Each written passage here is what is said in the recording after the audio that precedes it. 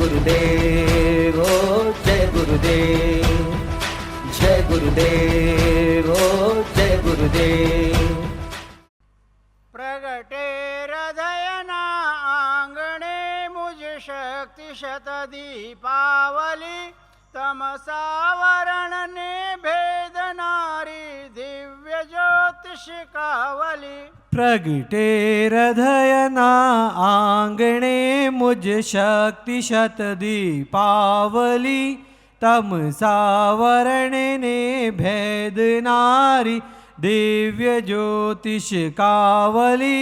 सौ दुखियों ना दुख कापू ए हवी मुझ भावना, मुक्त थई सौ सौख्य पामे एवी रहे नित कामना।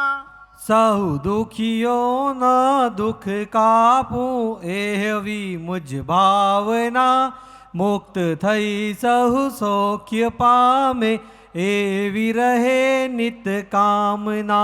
संताप से जो कोई मुझने शांति तेहने आपवा, संतोष पूर्वक हूँ सहूँ ते आत्मगुण विकसाववा। संताप से जो कोई मुझने शांति तेहने आपवा, संतोष पूर्वक हूँ सहूते आत्मगुण विकसाववा।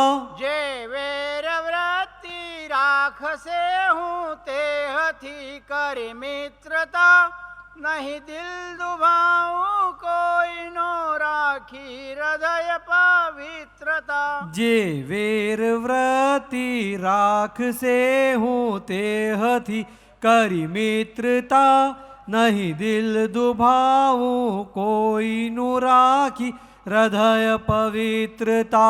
नहीं इष्ट मरवो कोई ने छे जिंदगी प्यारी सदा, आपी सकूं नहीं जिंदगी तो लई सकूं नहीं हूँ कदा। नहीं इष्ट मरवो कोई ने छे जिंदगी प्यारी सदा, आपी शकूं नहीं जिंदगी तो लई शकूं नहीं हूँ कदा। बस एज झरणो सर्वदा मम उर विषय वह तो रहे, करु त्राण हूँ सौ जीवनो सौ मृत्यु जीवन लहे। बस एज झरणो सर्वदा मम उर विषय वह तो रहे, करु त्राण हो सहु जीवनो सहु मृत्यु थी जीवन लहे। बुरो न थाओ कोई नो थाऊ सहु नो हित सदा, जंगम ने स्थावर सहुए शांति पामो सर्वदा। बुरो न थाओ कोई नु थाओ सहु नो हित सदा, जंगम अने स्थावर सहुवे शांति पामो सर्वदा। तन मन अनेके शाग्रनी वीणा सदा झंखारती, दुख भागे स्नेह जागे एज इच्छे भारती। तन मन अनेके शाग्रनी वीणा सदा झंखारती, दुख भागे स्नेह जागे एज इच्छे भारती। आलोक ने परलोक मापण भावना एवी रहे, जैन शासन कल्प तरु सेवी सहु शिव सुख लहे। आलोक ने परलोक मापण भावना एवी रहे, जैन शासन कल्प तरु सेवी सहु शिव सुख लहे। निज शक्ति थी रागी करूं सर्वने शासन प्रति, राजेंद्र शक्ति जयंत अर्पो झंखना मारी। निज शक्ति थी रागी करो हो सर्वने शासन प्रति, राजेंद्र शक्ति जयंत अर्पो झंखना मारी अति। राजेंद्र शक्ति जयंत अर्पो झंखना मारी अति। दीपोत्सव के इस पावन पर्व पर दीप से प्रकाशित और गुरुदेव के आशीर्वाद स्वरूप कल एकम को जो वासक्षेप गुरुदेव ने 9 वर्ष में किया, निश्चित ही हमारा जीवन धन्य हुआ और रतलाम वासियों के लिए विशेष कृपा रही पूज्य गुरु भगवंत की कि पूरे 4 माह हमें गुरुदेव का सुंदर सा मुखड़ा देखने का अवसर प्राप्त हुआ।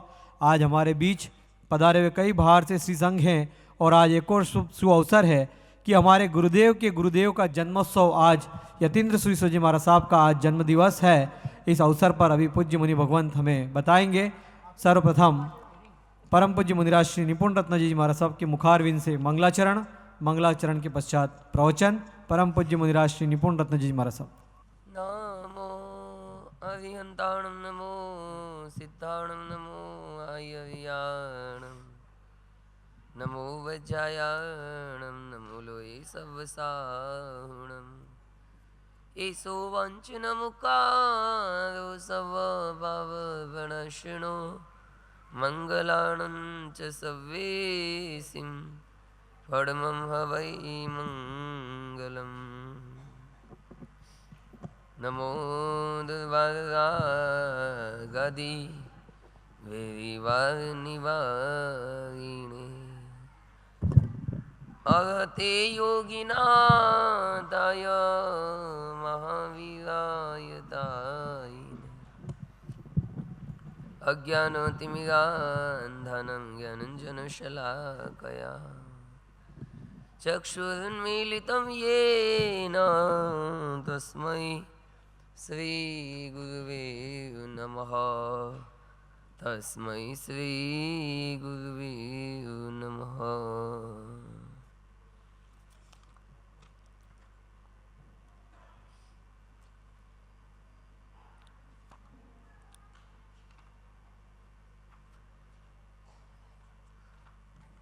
वीर जी मोक्ष सिधाया वे मेरे को छोड़ी, वीर जी मोक्ष सिधाया वे मेरे को छोड़ी, मोहवसे विलापात किए बहु गौतम इणी परे भाया वे मोह को छोड़ी, वीर जी मोक्ष सिधाया वे मेरे को छोड़ी, सूरज बिन न सोहे कमल वन, तिम तुम बिन संग छाया वे मेरे को छोड़ी, माछली जल बिन जिम अकलावे, माछली जल बिन जिम अकलावे, तिम संग सहु अकलाया वे मेरे को छोड़ी, हाँ मेरे को छोड़ी।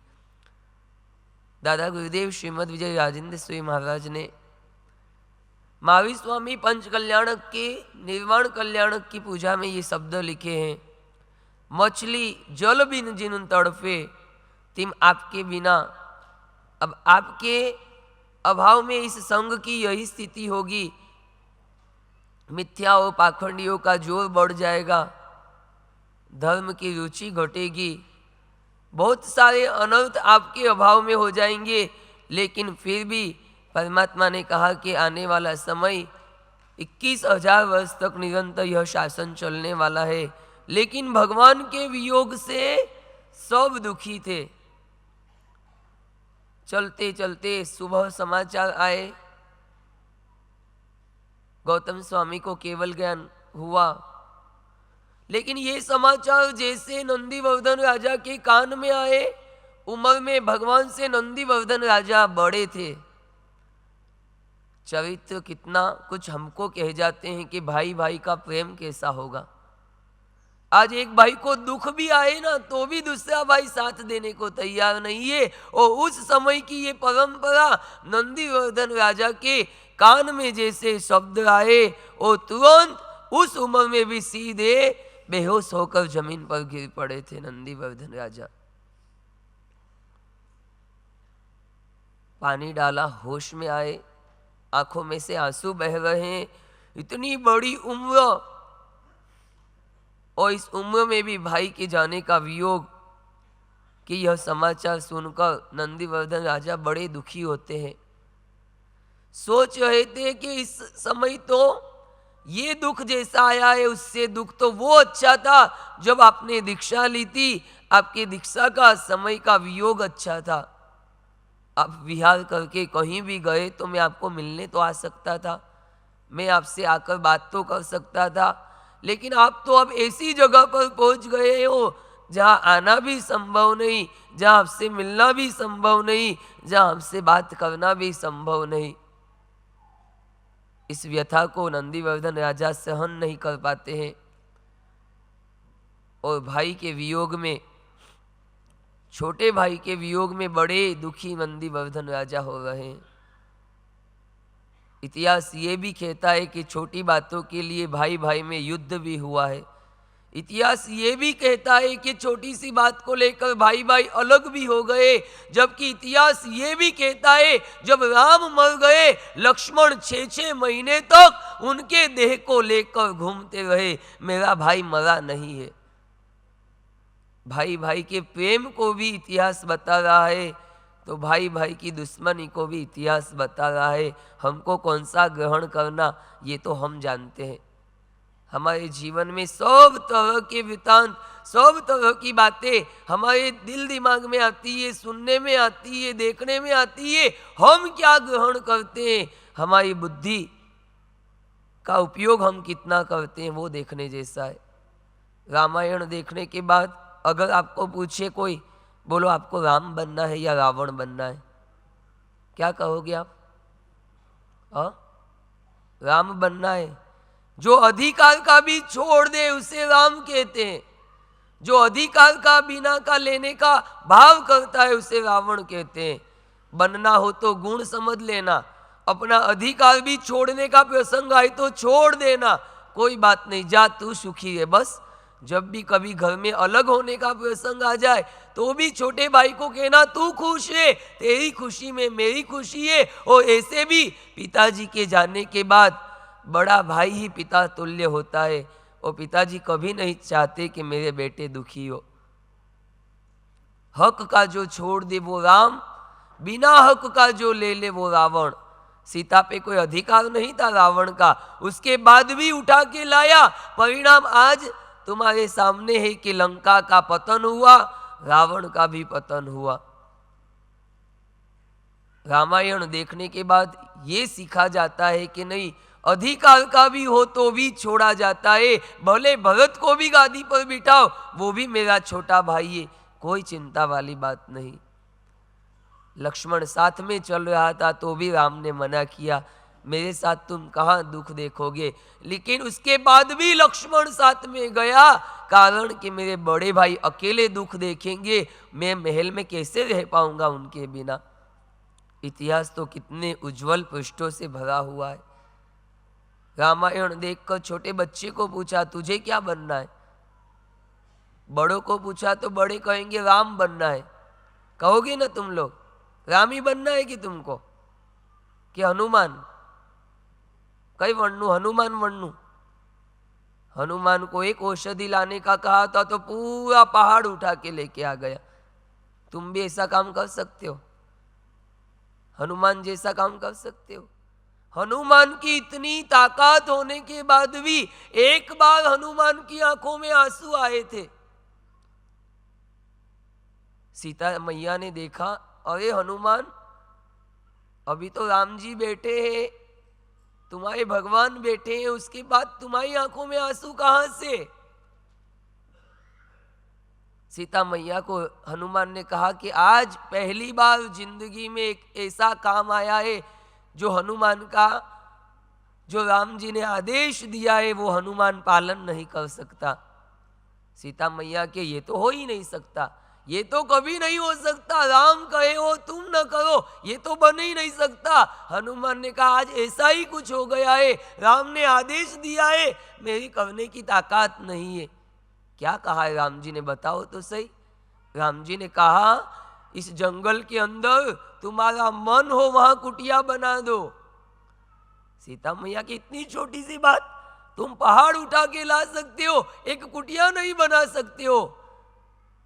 हनुमान के एक नहीं 1000 कुटिया बना सकता हूं, लेकिन राम जी ने कहा तुम्हारा मन हो वहां कुटिया बनाओ। मेरा मन तो मैंने राम के चरणों में रख दिया, मन हो तो सोचू ना।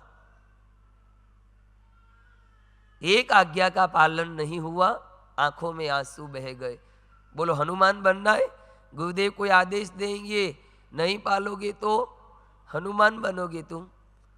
राम बनो तो हक का छोड़ना पड़ेगा, हनुमान बनो तो इच्छाओं को छोड़ना पड़ेगा। रावण बनना है? नहीं बनना है। एक छोटे बच्चे को पूछा बोलो क्या बनना है? उसने कहा मुझे रावण बनना है। क्यों? राम बनूंगा तो एक ही चॉकलेट खाऊंगा, रावण बनूंगा तो 10 मुंह होते हैं ना, 10 चॉकलेट खाऊंगा एक साथ। जिसकी जैसी जैसी बुद्धि ऐसा ऐसा विचार उसके पास होगा। लेकिन आज का दिन अद्भुत दिन है। आज का दिन भाई भाई का प्रेम बता रहा है, आज का दिन संदेश दे रहा है। भाई भाई का प्रेम कैसा होता है तो भाई और बहन का प्रेम कैसा होता है। बाहुबली जी की अद्भुत अद्भुत और उच्च कोटि की साधना होने के बाद भी केवल ज्ञान में कोई बाधक बन रहा था। साधना में कोई कमी नहीं थी, तपस्या में कोई कमी नहीं थी, सब कुछ उत्तम था। एक रन के लिए कोई शतक चूक जाए तो तुमको क्या होता है? 99 पे कोई खिलाड़ी खेल रहा हो, एक रन बाकी हो और आउट हो जाए तो तुमको कितना टेंशन हो जाता है। क्यों? एक इधर खेल दिया होता ना इधर साइड में तो भी एक रन बन जाता। तुम खड़े हो ना बल्ला लेके सब पता चल जाएगा। एक रन से भी चूकते हैं तो होता है कि एक रन बन जाता तो अच्छा था। बाहुबली जी के पास साधना की कोई कमी नहीं थी, बस एक छोटी सी कमी खल रही थी जिसके कारण केवल ज्ञान अटक रहा था। बताओ किसके कारण केवल ज्ञान हुआ? कौन आया था? भाई आया था उनका, पिताजी आए थे, माताजी आए थे, बहन आई थी ब्राह्मी और सुंदरी। भाई बहन का कितना जोड़ प्रेम और स्नेह होगा। दोनों बहनें विहार करके बाहुबली जी को प्रतिबोध देने के लिए आई, भैया वीरा मोरा गज तकी नीचे उतरो, गज चढ़े केवल न होय। और बहनों के प्रतिबोध देने से बाहुबली समझ गए, अरे मैं कहाँ हाथी पे बैठा हूं, मैंने तो संयम ले लिया, ये बहनें क्या कह रही है, गज तकी नीचे उतरो। और बहनों के शब्दों का चिंतन किया, विचार आया, अरे मैं तो अहंकार के गज पर बैठा हूं। तुरंत अहम छोड़ा, केवल ज्ञान उपस्थित हो गया। स्थूली बद्ध को भी बहुत अहम प्रकट हो गया था। 14 पूर्व का ज्ञान 10 पूर्व तो अर्थ सहित गुरुदेव ने पढ़ा दिए थे। एक दिन बहनें 7 बहनें थी स्थूली बद्ध की, कितनी? 7 बहनों ने दीक्षा ली थी। जखाय जख दिन्ना भुआ तह चेव भुव दिन्नाय सेना वेणा। कौन थी? 7 बहनें। सेना वेणा वेणा रैणियो थुल्ली बद्ध। एक बार गुरुदेव के पास आई, मेरे भाई महाराज कहाँ हैं? तुम्हारे भाई महाराज गुफा के अंदर ध्यान पास में, चिंता मत करो, तुमको शेर थोड़ी ना है। डर बहुत लगता है क्यों तुमको? किसका डर है तुमको? आज एक निर्भयता की मूर्ति का जन्मदिन है। वो एक ऐसी मूर्ति थी जो जिंदगी में कभी किसी से नहीं डरे। यतीन्द्र सूरी महाराज का जन्मदिन है आज, लेकिन आज भाई दूज का भी प्रसंग है। आज यतीन्द्र सूरी महाराज की जन्मतिथि का प्रसंग, एक साथ 2 संयोग आ गए। कभी एक ही दिन 2 स्वामी वात्सल्य का आपको अगर आमंत्रण आए तो आप कहाँ जाओ? दोनों अगर आपके पक्के दोस्त हो सुजानमल जी ने, दोनों जगह से आमंत्रण आए तो कहाँ जाओ? दोनों जगह जाओ। अच्छा, दोनों को थोड़ा थोड़ा लाभ दोगे। आज भी ऐसा प्रसंग आ गया। आज नंदीवर्धन और सुदर्शना दोनों का प्रेम कैसा था वहीं से चला आ रहा। या ये भाई दूज का प्रसंग, या स्थूली बद्ध ने कि बहनों ने पूछा गुरुदेव से, हमारे भाई कहाँ है? गुरुदेव ने कहा वो गुफा में ध्यान कर रहे, जाओ। स्थूलीभद्र ने ज्ञान से देख लिया मेरी बहनें वंदन करने के लिए आ रही है। अपने ज्ञान का अहम बताने के लिए उन्होंने रूप परावर्तन करके शेर का रूप बना लिया।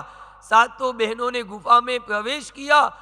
भाई महाराज दिखे नहीं, शेर को देखा, तुरंत निकल के गुरुदेव के पास आई। गुरुदेव, भाई महाराज तो है ही नहीं, शायद शेर उनको खा तो नहीं गया। गुरुदेव ने ज्ञान का उपयोग किया।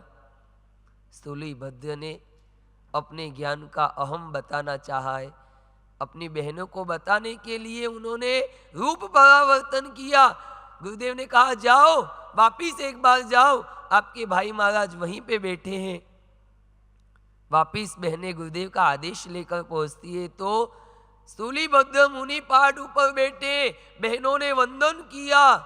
और वंदन किया, उसके बाद स्थूलीभद्र गुरुदेव के पास आए। उस दिन से गुरुदेव ने पाठ देना बंद कर दिया। अब अर्थ का पाठ तुम्हें नहीं दिया जाएगा।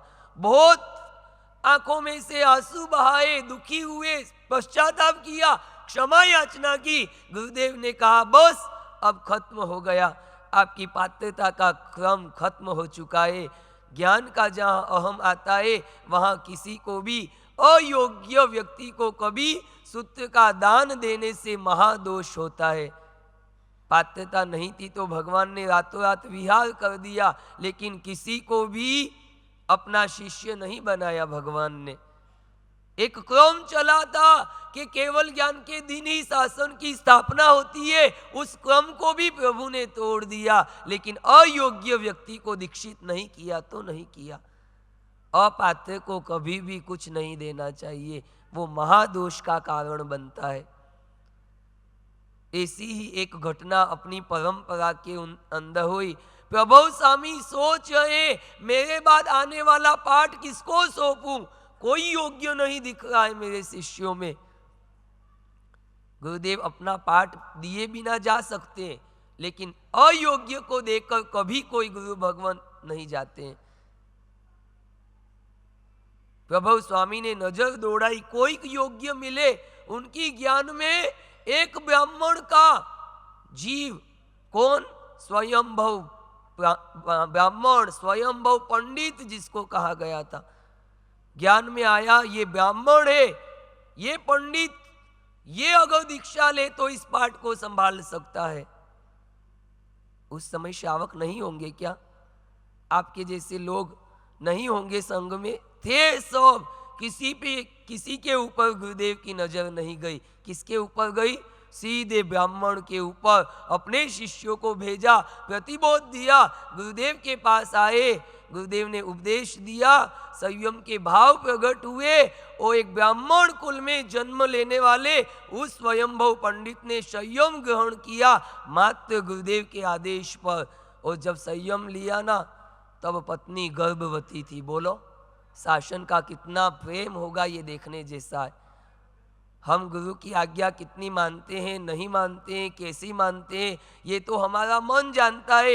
एक ब्राह्मण कुल में जन्मा हुआ जीव गर्भवती पत्नी को छोड़कर दीक्षा लेता है।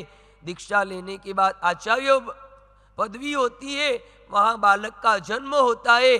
बालक अपने पिता को ढूंढते ढूंढते स्वयंभव सूरी जी के पास आ जाता है। स्वयंभव सूरी अपने ज्ञान में देखते हैं इस बालक का आयुष्य मात्र 6 महीने का है। उसको प्रतिबोध देकर दीक्षा देते हैं। नाम उसका रखते हैं मनक मुनि।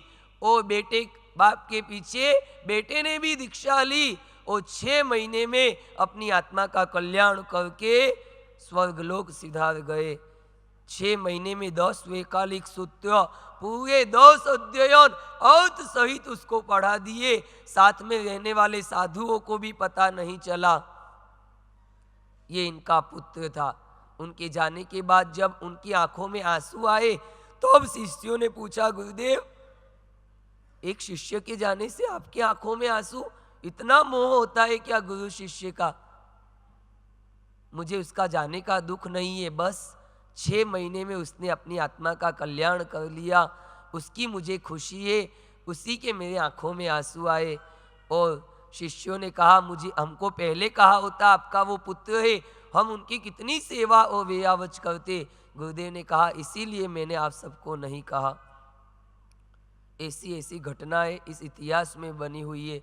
उस तुलीभद्र को आखिर ज्ञान नहीं मिला तो नहीं मिला। इधर नंदीवर्धन राजा भाई के वियोग के समाचार सुनकर अस्वस्थ हो गए। पहला प्रहर बीता, दूसरा प्रहर बीता, तीसरा प्रहर दिन का बीत गया। न खाना भा रहा है, न पानी पी रहे। घर वाले कह रहे, अरे थोड़ा भोजन कर लो। परमात्मा मोक्ष में ही गए हैं, वो कहीं नहीं गए हैं। उनकी मुक्ति संसार से हुई है, लेकिन नंदीवर्धन राजा किसी की सुनने को तैयार नहीं है। शाम का चौथा प्रहर बीत गया, 24 उपवास हो गया। कुछ खाना पीना याद ही नहीं आ रहा है। आंखों में से बस आंसू की धारा बह जा रही है। मेरा भाई मुझे छोड़कर चला गया। समाचार पहुंचे बेन सुदर्शना के पास में। एक साथ दो दो दुख सुदर्शना के सामने खड़े हो गए। एक छोटे भाई का वियोग का दुख, एक बड़े भाई ने अन्न जल का त्याग कर दिया है। सुदर्शना हिम्मत रखती है। और स्त्रियों के अंदर दोनों गुण होते हैं। वो हृदय समय आने पे हृदय को कठोर भी बना सकती है, तो समय आने पे हृदय को कोमल भी बना सकती है।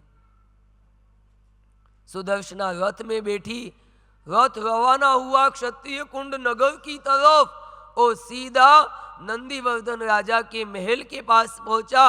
रथ में से उतरकर सारे नगर में चर्चा है, नंदीवर्धन राजा किसी की बात नहीं मान रहे। समाचार पहुंचे बेन सुदर्शना आई है, शायद उसकी बात नंदीवर्धन राजा जरूर मानेंगे।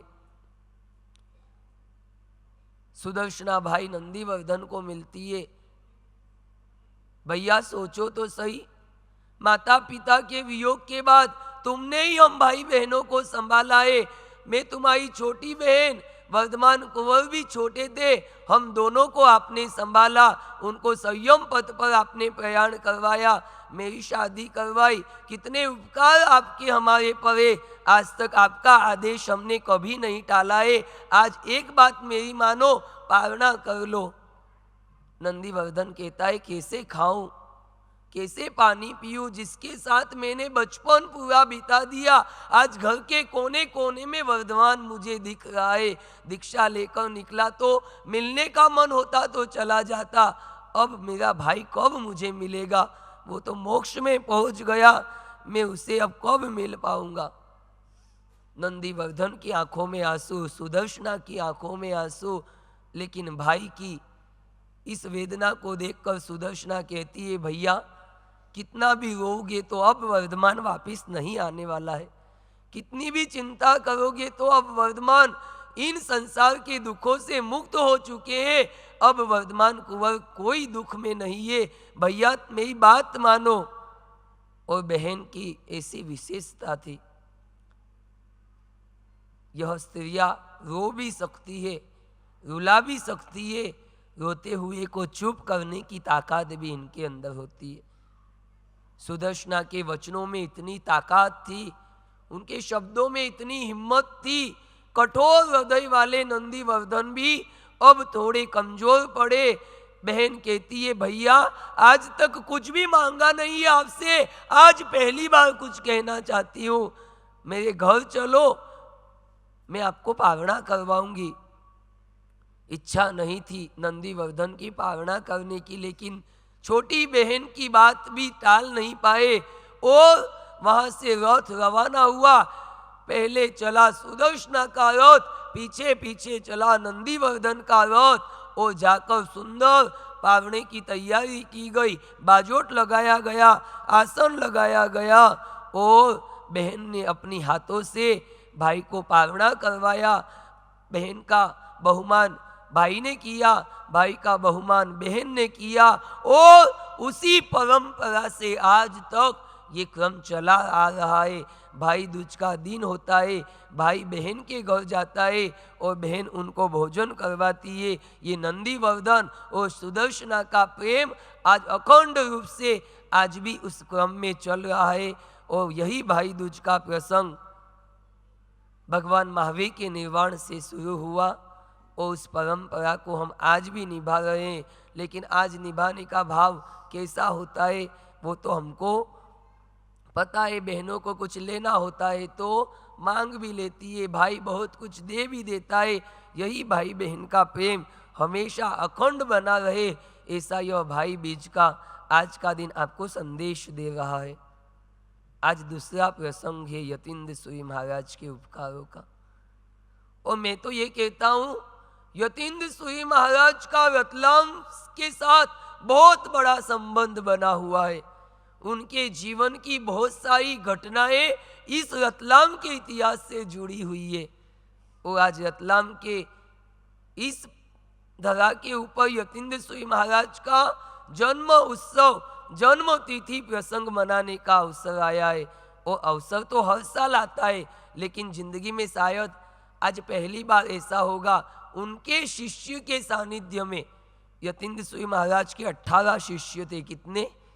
18 शिष्य में वर्तमान में एक ही शिष्य विद्यमान है, और वो शिष्य यानी कि हमारे गुरुदेव गच्छाधिपति जैन सेन सुरेश्वर जी महाराजा। आप ये तो कह सकते हो ना, यतीन्द्र सूरी महाराज को देखने वाले यहाँ कितने लोग हैं?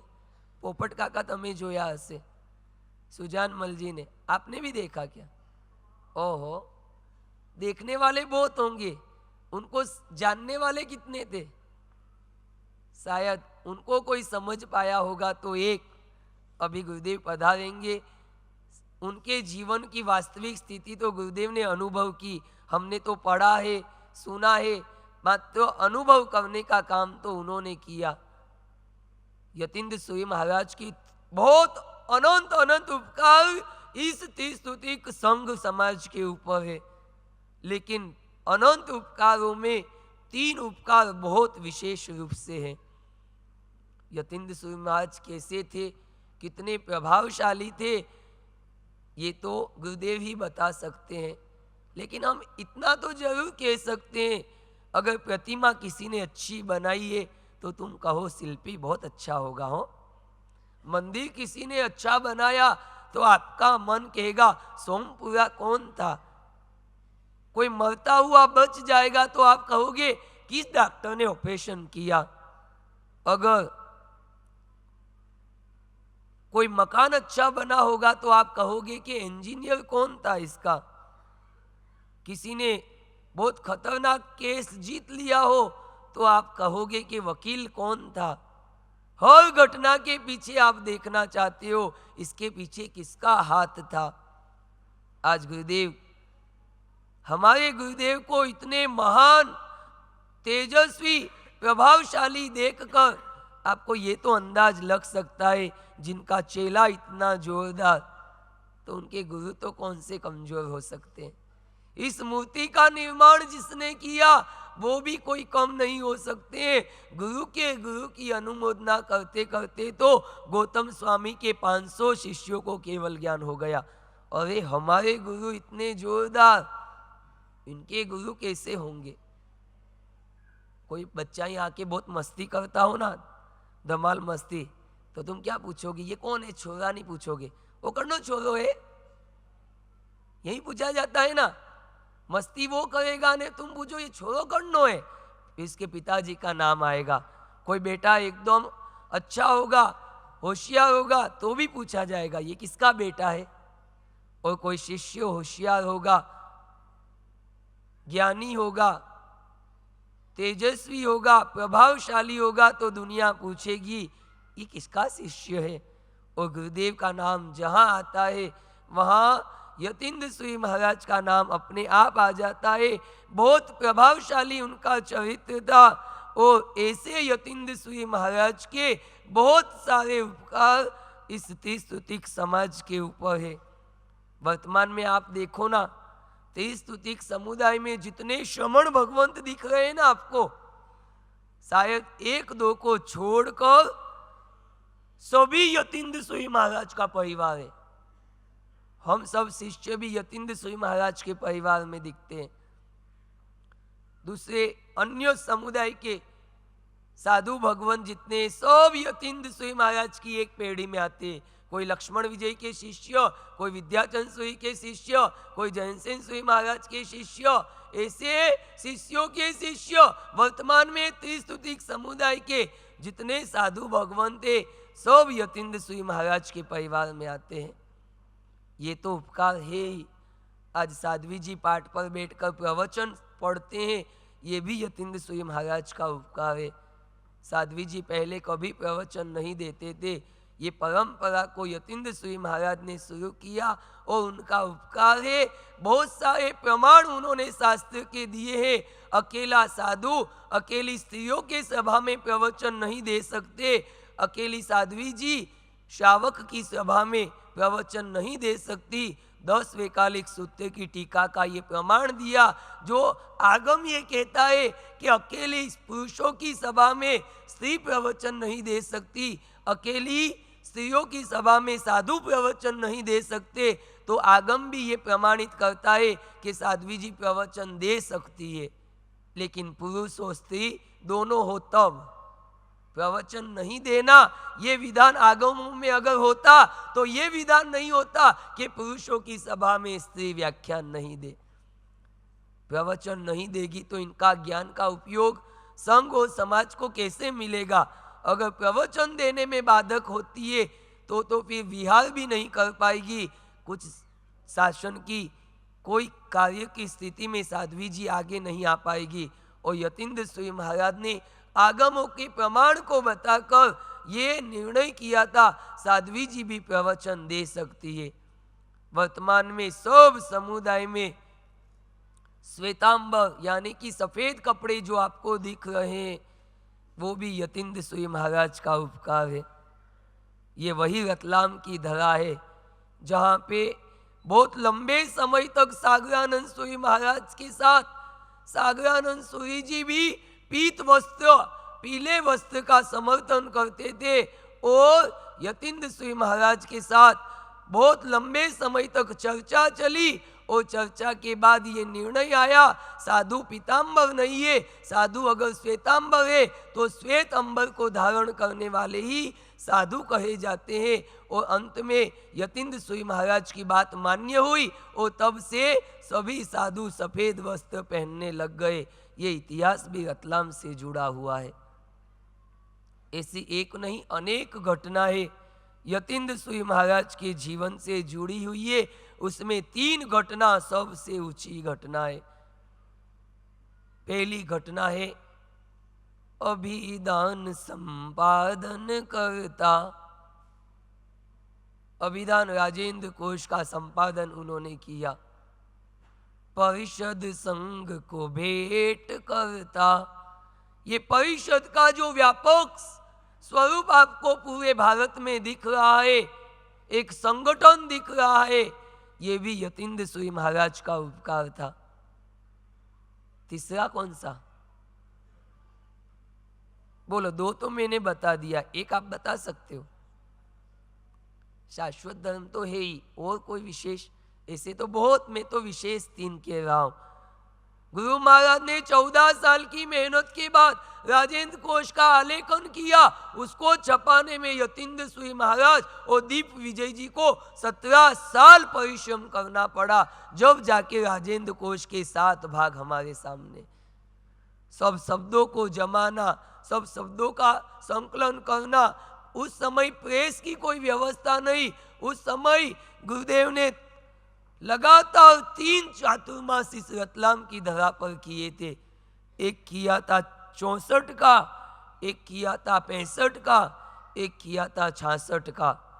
3 वर्ष तक रतलाम में रहकर राजेंद्र कोश का पूरा संपादन करके दोनों मुनि भगवंत ने गुरुदेव की इस मेहनत को संघ समाज के सामने प्रस्तुत किया था। दादा गुरुदेव ने भी कैसा प्रभाव इन शिष्यों के अंदर देखा होगा। अपनी इतनी बड़ी मेहनत को वो इन दोनों शिष्यों को सौंप कर गए थे, मेरे इस कोष को तुम प्रकाशन करवाना। और गुरु के आदेश का पालन करके यतीन्द्र सुई महाराज ने, जिनको कलम के धनी कहते हैं, आपके खाचरोद में कितने चातुर्मास किए? गेवर चंद जी 4 चातुर्मास गुरुदेव ने किए। 62 में किया, 72 में भी किया, 92 में भी किया, 2013 में किया। वो एक अद्भुत घटना खाचरोद में घटी। 75 साल की उम्र थी गुरुदेव की। कितनी? 75 वर्ष की उम्र में। इतनी दीर्घ अवस्था में गुरुदेव बैठे बैठे लिख रहे थे 75 साल की उम्र में। शायद यतीन्द्र सूरी महाराज को जिन्होंने देखा नहीं हो ना, बस गुरुदेव को ध्यान से देख लो, पूरा का पूरा जीवन यतीन्द्र सूरी महाराज के इनके अंदर दिखेगा। उनके शरीर का पूरा स्वरूप भी आज गुरु महाराज में दिख रहा है। यतीन्द्र सूरी महाराज का फोटो लेकर बैठो और गुरुदेव को देखो, पूरा का पूरा जाने स्वरूप ही देके चले गए शिष्य को। आज भी 80 वर्ष की उम्र में उनकी कलम नहीं रुकती है। उसका कारण भी गुरु कृपा है। गुरुदेव के जीवन की एक ऐसी घटना 2017 में घटी। गुरु महाराज का 77वां जन्म दिवस था और अपने गुरुदेव मुनि जयंत विजय जी महाराज 7 वर्ष का दीक्षा पर्याय अध्ययन में इतनी लगन लगी थी, सिर्फ एक दिन के अंदर 77 छंद बनाए। कोई वसंत तिलका में तो कोई वज्र, आगे अलग अलग सब श्लोकों के अंदर, छंदों के अंदर 77 श्लोक की रचना की। जन्म से लेकर पूरे जीवन का वृतांत लिखा, अलग अलग श्लोकों में लिखकर मात्र 2 दिन में रचना कर गुरुदेव के हाथों में दी। किसने? मुनि जयंत विजय ने। 7 वर्ष का दीक्षा पर्याय गुरुदेव ने देखा, अरे क्या बनाया है। बस गुरुदेव आपकी कृपा से ये छोटा सा पुष्प आपके जीवन पर बनाया है। गुरुदेव नाम का वह काव्य है। 7 वर्ष की उम्र में कैसा तो अध्ययन किया होगा।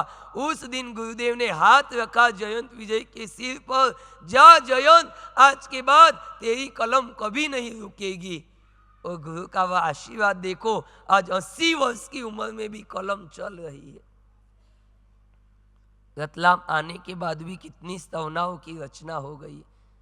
कल्प सूत्र की पूरी सज्जाई गुरुदेव ने रतलाम के इस जयंत सेन धाम में बना दी है। उत्तराध्ययन सूत्र की सज्जाई भी बहुत अद्भुत 19 ढालों के अंदर गुरुदेव ने बनाई। अभी तक 200 से अधिक सज्जाएं गुरुदेव ने लिख दी। ये यतीन्द्र सूरी महाराज का उपकार समझो। 75 वर्ष की उम्र में जब गुरुदेव लिख रहे थे, अहमदाबाद से गगलदास हालचंद संघवी खाचरोद दर्शन करने के लिए आए। गुरुदेव को लिखता हुआ देखकर गगा बापू ने पूछा, गुरुदेव अब क्या लिख रहे हो इस उम्र में? गुरुदेव के कहा, क्या करूं,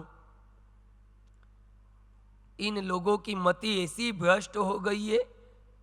इतना सारा लिख के दिया है मैंने त्रिस्तुतिक सिद्धांतों के बारे में, तो भी समझते नहीं, कुछ ना कुछ उठ पटांग लिखते रहते हैं। उनका ही मैं जवाब लिख रहा हूं। यतीन्द्र सूरी महाराज ने त्रिस्तुतिक गच्छ की मजबूती के लिए जो काम यतीन्द्र सूरी महाराज ने किया ना, वो किसी ने भी नहीं किया होगा। गुरु महाराज के सिद्धांतों को मजबूत करने का काम, समाधान प्रदीप के दोनों भाग पढ़ना, सत्य समर्थक प्रश्नोत्तरी, त्रिस्तुतिक संघ के सिद्धांत को अगर समझना हो, यतीन्द्र सूरी महाराज के साहित्य को पढ़ लो, कोई शंका रहेगी नहीं। गगा बापू कहते हो कितना लिखोगे, क्या करूं, नहीं लिखूं तो ये कुत्ते की तरह भोंकते ही रहते हैं, कुछ ना कुछ उठ पटांग करते रहते हैं।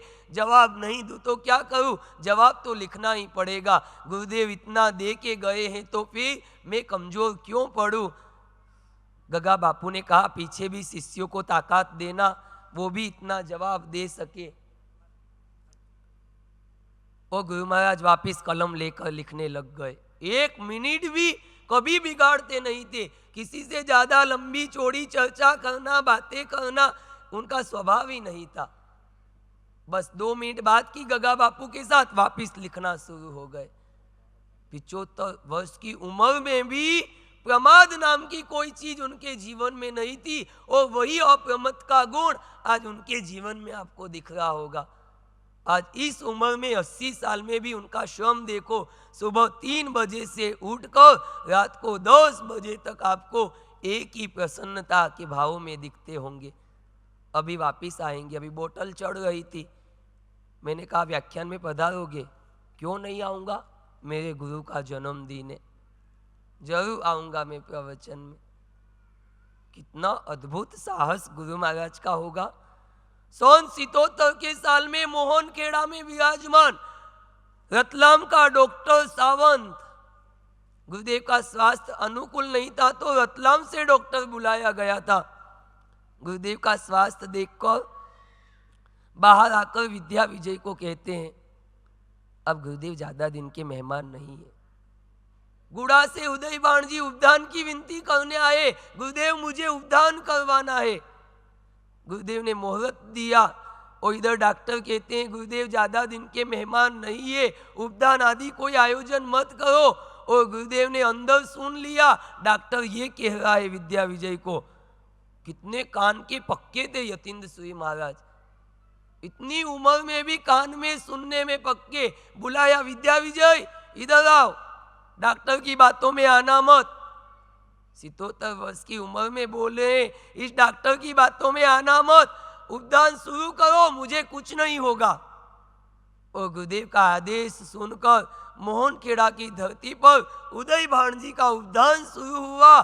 47 दिन बड़े ठाठ से पूरे हुए, उपदान की माला हुई और माला के 70वें दिन गुरुदेव का स्वर्गवास हुआ। बोलो कैसी वचन सिद्धि होगी। डॉक्टर कह रहा है लेकिन गुरुदेव कहे मुझे कुछ भी नहीं होगा, चिंता मत करो। यतीन्द्र सूरी महाराज का एक उपकार, अभिधान संपादन करता, परिषद संघ को भेंट करता। केसरिया तीर्थ की यात्रा करने गए, वहां के पंडों ने दर्शन करने नहीं दिए। गुरुदेव ने प्रण ले लिया आज के बाद केसरिया जी आना ही नहीं। और वहां से आने के बाद प्रण लिया समाज का एक सुंदर संगठन बनाऊंगा। और उस भाव से परिषद की स्थापना की और कह दिया परिषद समाज से अलग नहीं, समाज का ही एक अंग बन के रहेगी। लेकिन कहीं भी कोई संगठन का प्रसंग आएगा, परिषद के 5-10 हजार कार्यकर्ता मिलके संघ और शासन का काम करेंगे। ऐसा ही एक प्रसंग इस रतलाम की धरा पर आया था। बहुत सारे सुंदर प्रसंगे धरु परिवार के ऊपर भी यतीन्द्र सूरी महाराज का बहुत बड़ा उपकार है। जो स्वरूप चंद धरु के 6 पुत्र और पंचम पुत्र पूनम चंद, यतीन्द्र सूरी महाराज की तेजस्वी दृष्टि उस बालक पर पड़ी और गुरुदेव ने स्वरूप चंद धरु को कहा ये बेटा मुझे दे दो, शासन का बहुत बड़ा रत्न बनेगा। आज गुरु के वचन सफल हुए और वो शासन का रत्न गुरुदेव हमारे बीच में पधार रहे हैं। चलो गुरुदेव के मुख से भी बहुत सारी प्रसंग घटनाएं हम सुनेंगे। नमो अरिहंताणं नमो सिद्धाणं नमो आयर्याणं नमो उवज्जायाणं नमो लोये सव्वसाहूणं ऐसो पंच नमोकारो सव्वपावपणासनो मंगलानं च सर्वेषां परमं हवै मंगलम्। नमो दुर्वाररागादि वैरिवार निवारिणे अर्हते योगीनाथाय महावीराय तारिणे। अज्ञानतिमिरान्धनां ज्ञानाञ्जनशलाकया चक्षुरुन्मीलितं येन तस्मै श्रीगुरवे नमः। धवलपुर की धवल धरा पर गुरुजन में व्रजलाल के घर पर चंपमता सुखकार पंच महाव्रत धार गुरु यतीन्द्र सूरी गुरु यतीन्द्र सूरी। महानुभाव सौधर्म व्रत तबा के चित्त स्तुति परंपरा के प्रभावशाली उज्जवल नक्षत्र समान गुरु परंपरा के विश्व पूज्य गुरुदेव श्रीमद विजय राजेंद्र सुरेश्वर जी महाराज साहब, चर्चा चक्रवर्ती श्रीमद विजय धनचंद्र सुरेश्वर जी महाराज साहब, साहित्य विशारद श्रीमद विजय भूपेंद्र सुरेश्वर जी महाराज साहब के चरण कमलों में कोटि कोटि वंदना।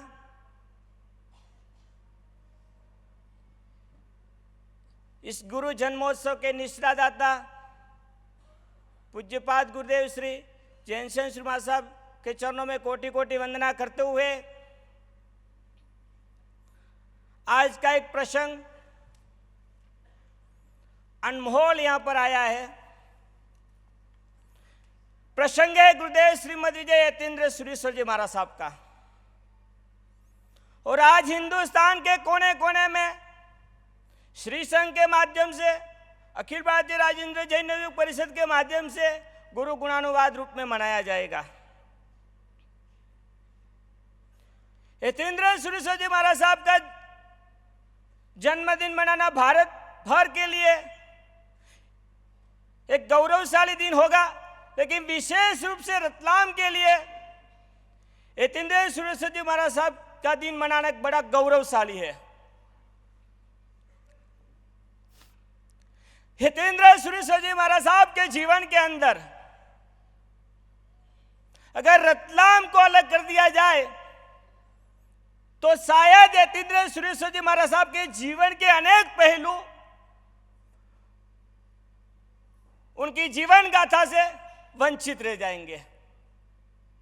संपूर्ण जीवन दरमियान रतलाम और यतीन्द्र सुरेश्वर महाराज साहब एक सिक्के के दो पहलू रहे हुए हैं। और यूं भी इतिहास को उठा के देखा जाए, 19वीं सदी का इतिहास उठा के देखा जाए, 19वीं सदी के अंदर त्रिस्तुतिक परंपरा के अंदर साहित्य जगत की अगर कोई प्रकाशन भूमि रही है तो वो रतलाम रही हुई है। 19वीं सदी में चाहे गुरु महाराज राजेंद्र सुरेश्वर महाराज साहब का अभिधान राजेंद्र कोश, उसके बाद गुरु परंपरा के विभिन्न आचार्य भगवान, विभिन्न साधु भगवान, श्रमणी भगवान, सभी के इतिहास को, सभी के साहित्य को प्रकाशन करने का श्रेय अगर किसी को जाता है तो वो श्री रतलाम नगर को जाता है। पिछले कुछ वर्षों पहले यतीन्द्र महाराज साहब के जन्म दीक्षा स्मृति के रूप में यतीन्द्र सूरी अभिनंदन ग्रंथ का प्रकाशन हो रहा था। गुरुदेव की कृपा से, गुरुदेव के आशीर्वाद से उसका संकलन करने का, उसका संपादन करने का एक सौभाग्य मुझे प्राप्त हुआ था। और मैंने यतीन्द्र सुरेश्वर महाराज साहब के जीवन की जितने भी प्रकाशित, उनके जीवन के साथ जुड़ी हुई सारे साहित्यों का अवलोकन करते करते जब अन्य मासिक पत्र, अन्य इतिहास की पुस्तकों जब देख रहा था, तब लगता था कि प्रकाशन में अभी तक जितना भी प्रकाशन हुआ है उसमें अभी 75% ही कह सकता हूं, 25 यानी 25% यतीन्द्र सुरेश्वर महाराज साहब के जीवन पहलू अभी भी अप्रकाशित रूप में है। क्योंकि यतीन्द्र सुरेश्वर महाराज साहब के जीवन के विशेष रूप से उनका इतिहास के प्रति बड़ा प्रेम रहा हुआ है। और उस समय के तत्कालीन जैन सत्यार्थ शोध प्रकाश हो या उस समय के इतिहास के प्रेरक, ऐतिहासिक सामग्री को प्रकाशन करने वाले जितने भी मासिक पत्र, साप्ताहिक रहे हुए उसमें अगर उस समय के मासिक या पाक्षिक या साप्ताहिक के हर अंक में यतीन्द्र सुरेश्वर जी महाराज द्वारा लिखित, संपादित, संकलित अगर एक आर्टिकल न हो तो वो मैगजीन अधूरा कहलाता था।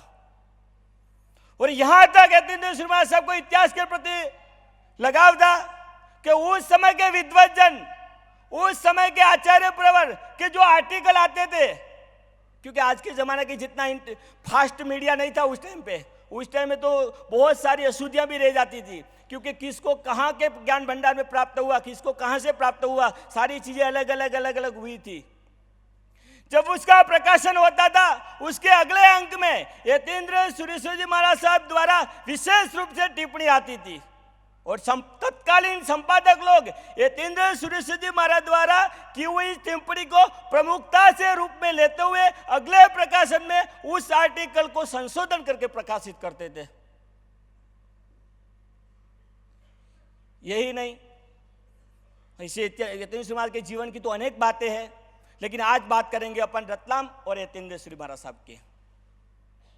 रतलाम बड़ा सौभाग्यशाली है, रतलाम नगर बड़ा भाग्यशाली है कि यतीन्द्र सूर्यवंशी जी महाराज साहब ने राम रत्न से यतीन्द्र विजय जी बनने के बाद गुरु निश्रा में, गुरु सानिध्य में प्रथम चातुर्मास 1954 का रतलाम नगर में हुआ था। क्योंकि आजकल हर गुरु परंपरा की बातें आती तो प्रथम चीज का बड़ा महत्व होता है कि प्रथम दीक्षा कहाँ हुई, प्रथम शिष्य कौन, प्रथम शिष्या कौन, प्रथम प्रतिष्ठा कौन, प्रथम संघ कौन निकला। इसी तरह से गुरु परंपरा के अंदर यतीन्द्र समाज के जीवन का प्रथम चातुर्मास रतलाम नगर के अंदर हुआ था। और रही बात उनके अलग अलग पहलुओं पर, आज के जमाने की अनेक सुविधाओं में विहार तो होते ही रहते हैं। संपूर्ण जैन समाज के अंदर गुरुदेव श्री जैनसेन श्री महाराज साहब को एक अलग पद से अलंकृत किया जाता है, उग्र विहारी। तो ये उग्र विहार की परंपरा स्वयं अपने गुरु से उनको प्राप्त हुई है। और गुरुदेव श्रीमद जी यतीन्द्र श्री महाराज साहब के इतिहास को उस समय संपादन करते करते एक बात मेरे सामने आई कि यहां पे राजेंद्र कोश का प्रकाशन की सारी तैयारियां चल रही थी, प्रूफ रीडिंग, प्रकाशन करने की सारी बातें चल रही थी। उस बीच में एक आवश्यक ग्रंथ की आवश्यकता पड़ गई। अभिधान राजेंद्र कोश से उस ग्रंथ को मिलान करने के लिए रतलाम नगर से गुरुदेव श्रीमती जय यतीन्द्र सूर्यवंशी जी महाराज साहब ने 11 दिन के अंदर उग्र विहार करके आहोर पधारे और आहोर से, आहोर के ज्ञान भंडार में उस ग्रंथ का अवलोकन करके पुनः वापस 11 दिन के अंदर रतलाम पधारे। विचार कीजिए, उस समय में उग्र विहार, कहां रतलाम, कहां राजस्थान का आहोर और कहां उन पहाड़ी एरिया। आज तो सरकार ने सारी सुविधाएं उपलब्ध करा दी, लेकिन उस कंटाली रोड न जाने बिखरे कैसे कैसे प्रकार के उस जमाने के रोड थे, लेकिन उस जमाने में 11 दिन में उग्र विहार करके यतीन्द्र श्री महाराज साहब वहां पधारे थे। और रतलाम को यतीन्द्र सूर्यवंशी जी महाराज ने हर पहलू से छुआ, साहित्य जगत से तो छुआ, लेकिन उन्होंने अपने हाथ से रतलाम के अंदर चातुर्मास के बाद मक्षर महीने के अंदर रतलाम श्री संघ की विनती पर दीक्षा भी प्रदान की हुई है, जिनका मुनि नाम सागरानंद विजय जी महाराज साहब था। दीक्षा दी है यतीन्द्र श्री महाराज साहब ने रतलाम के नगर के अंदर, साहित्य का प्रकाशन किया है, तो उन्होंने और एक पहलू को भी छुआ है।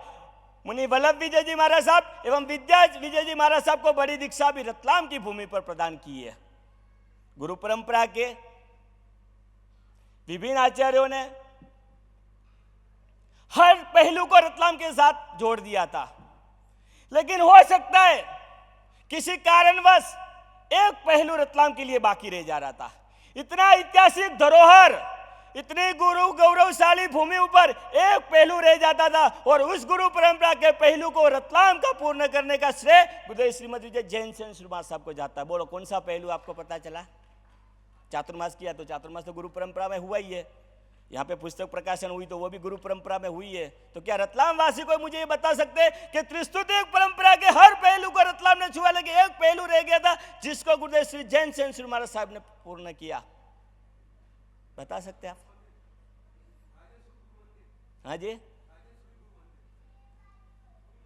रतलाम की धरा के इतिहास 150 साल का इतिहास उठा के देखते हैं, साहित्य जगत से जुड़ा हुआ है, दीक्षा जगत से जुड़ा हुआ है, बड़ी दीक्षा के जगत से भी जुड़ा हुआ है। और यहां तक बताता हूं आपको कि गुरुदेव श्रीमद जी यतीन्द्र सूर्यवंशी जी महाराज साहब स्वयं रतलाम से मांडवगढ़ की यात्रा करने के लिए भी गए हुए हैं, वो भी इतिहास के अंदर बता रहे हैं। यानी संघ भी निकल चुका है, ठीक है, छरीपाले के रूप में वो संघ नहीं था, पद यात्रा के रूप में यात्रिकों के साथ गए थे।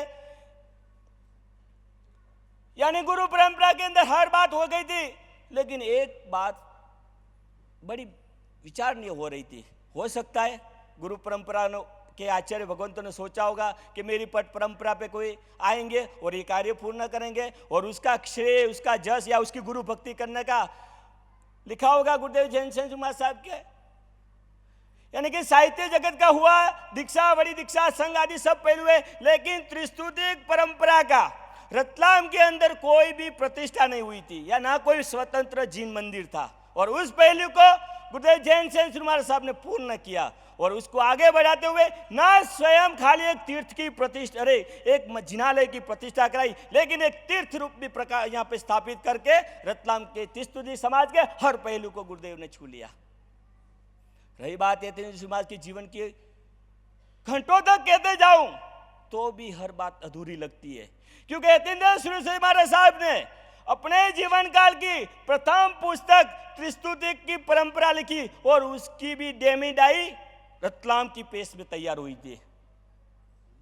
और विधान राजेंद्र कोश तो है ही बात कि यहाँ प्रकाशन हुआ, लेकिन यतीन्द्र सूर्य महाराज साहब की तत्कालीन उस समय की कितनी भी पुस्तक हर पहलू को लेते हुए, चाहे जन्म मरण सूतक हो, जीव भेद निरूपण हो, शास्त्रार्थ दिग्दर्शन हो, भावना स्वरूप हो, सत्पुरुषों के लक्षण, यानी एक लंबी लिस्ट का प्रकाशन रतलाम की धरा पर हुआ है। रतलाम वाले बड़े भाग्यशाली हो, गौरवशाली हो कि रतलाम यतीन्द्र सूर्य महाराज साहब का आज जन्मोत्सव मनाने जा रहा है। चाहता हूं रतलाम के वासी यतीन्द्र सूर्य महाराज साहब की उन भावनाओं को साकार करने के लिए और उन गुरु भक्ति की अनुमोदना करने के लिए अपने आप में संपूर्ण रूप से श्रद्धावंत होकर उन पुराना इतिहास को दोहराने के लिए रतलाम एक नया इतिहास के शुरू करे, इन्हीं आशाओं के साथ।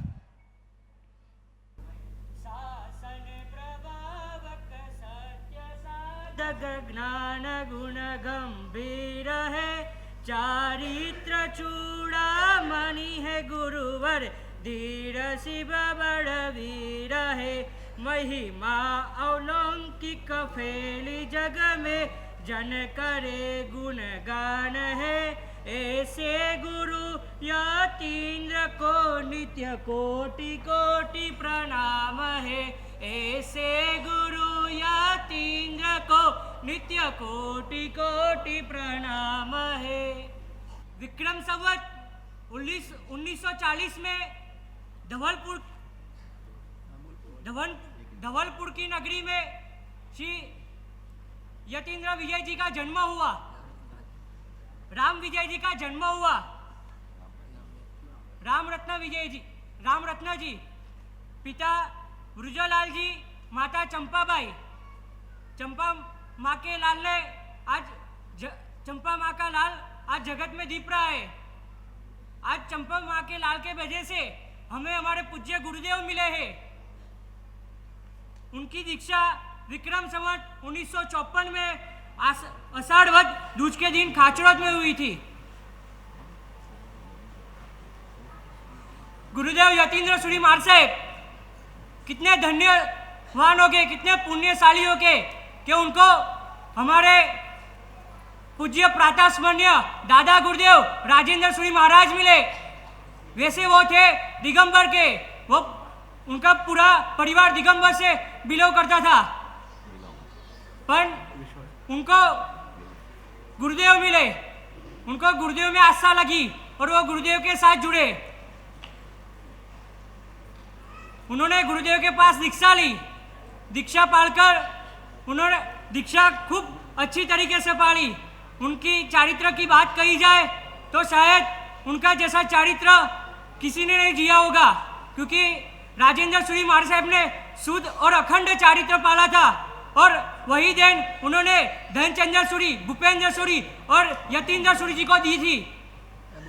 अभिधर राजेंद्र कोश जो गुरु महाराज ने बनाया है, गुरु महाराज के स्वर्गवास के बाद 6 महीने में ये संपूर्ण लिखित कार्य श्री दीप विजय जी और यतीन्द्र विजय जी ने किया था, और ये सारा कार्य इस रतलाम की भूमि पे हुआ था। यतीन्द्र सूर्य महाराज साहब चारित्र में एकदम कड़क थे। उनकी कड़कता इतनी थी कि उनके उपासना में किसी श्रावक को आना हो तो भी निस्सी करके आता था।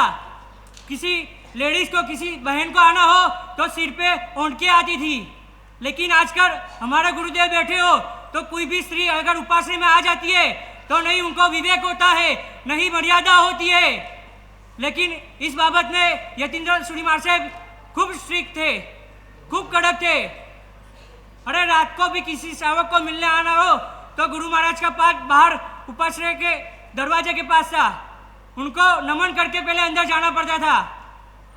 गुरुदेव श्री गर्जना के स्वामी थे, उनकी आवाज प्रचंड थी, उनको व्याख्यान वाचस्पति का बिरुद मिला था, उनकी व्याख्यान शैली खूब जोरदार थी। पूज्य गुरुदेव यतीन्द्र सूरी महाराज साहब ने 45 अंजन शलाकाएं की है, 7 उपधान करवाए और नहीं तो 1500 प्रतिमा की अंजन शलाका करवाई है।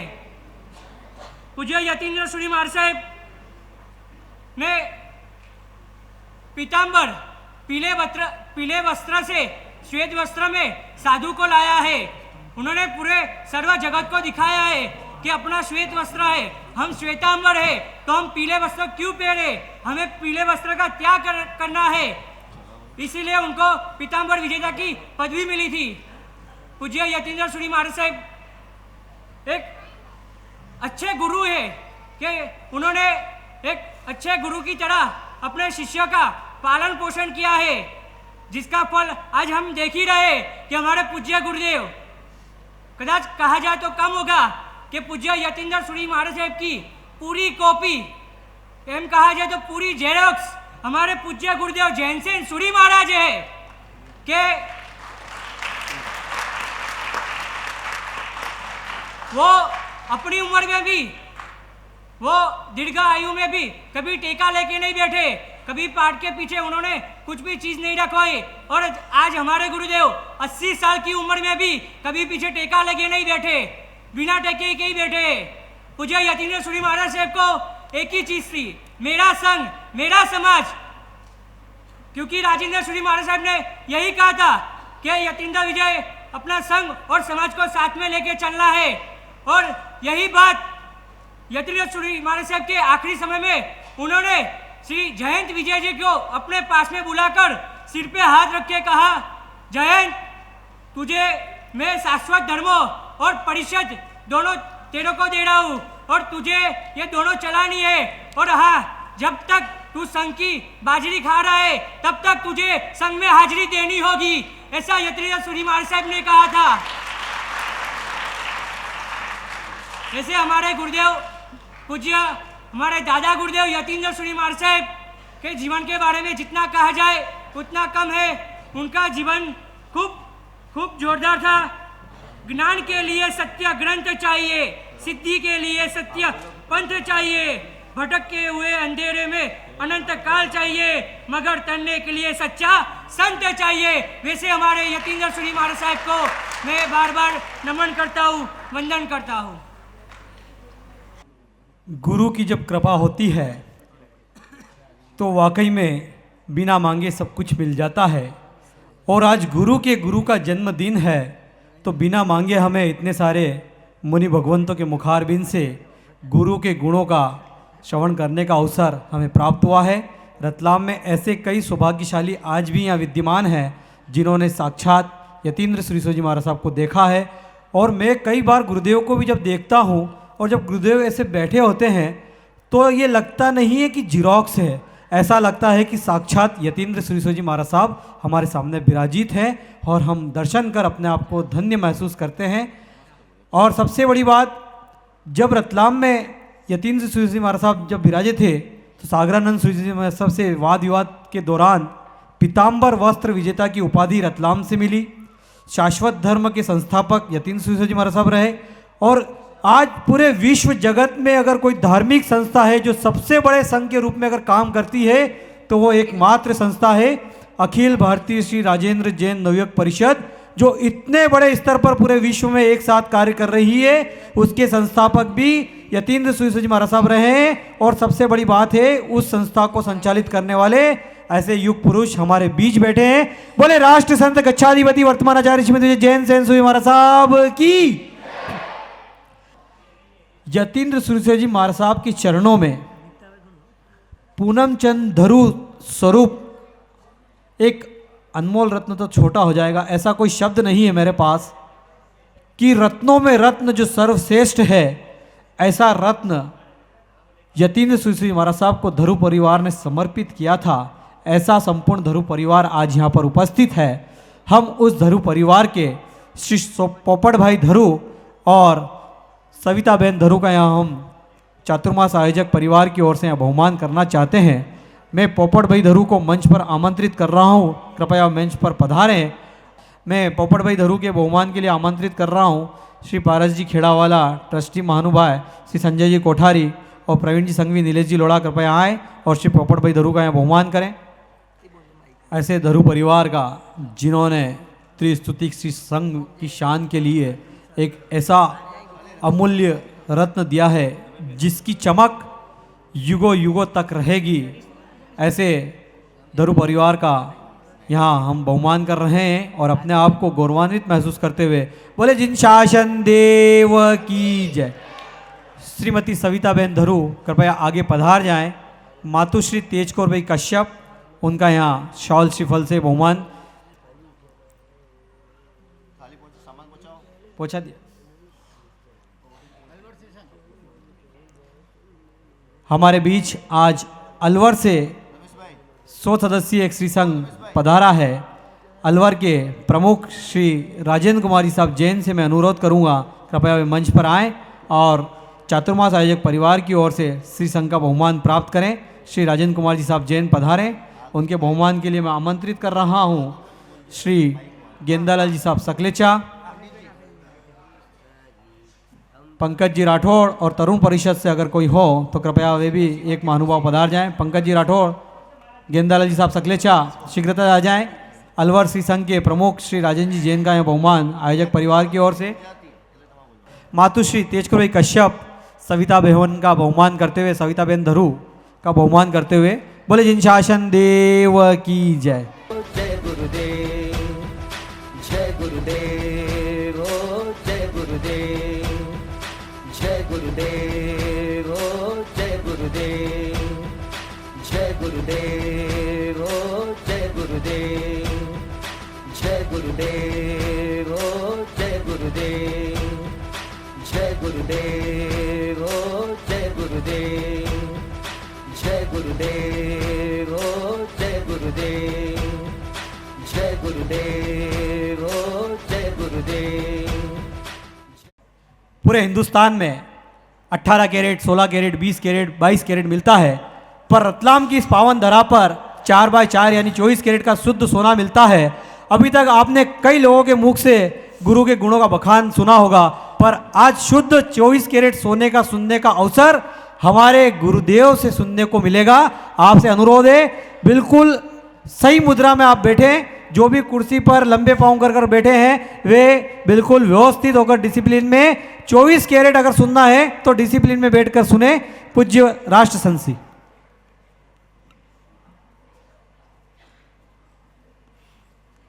पूज्य गुरुदेव जिनका उपकार हम सभी पर है,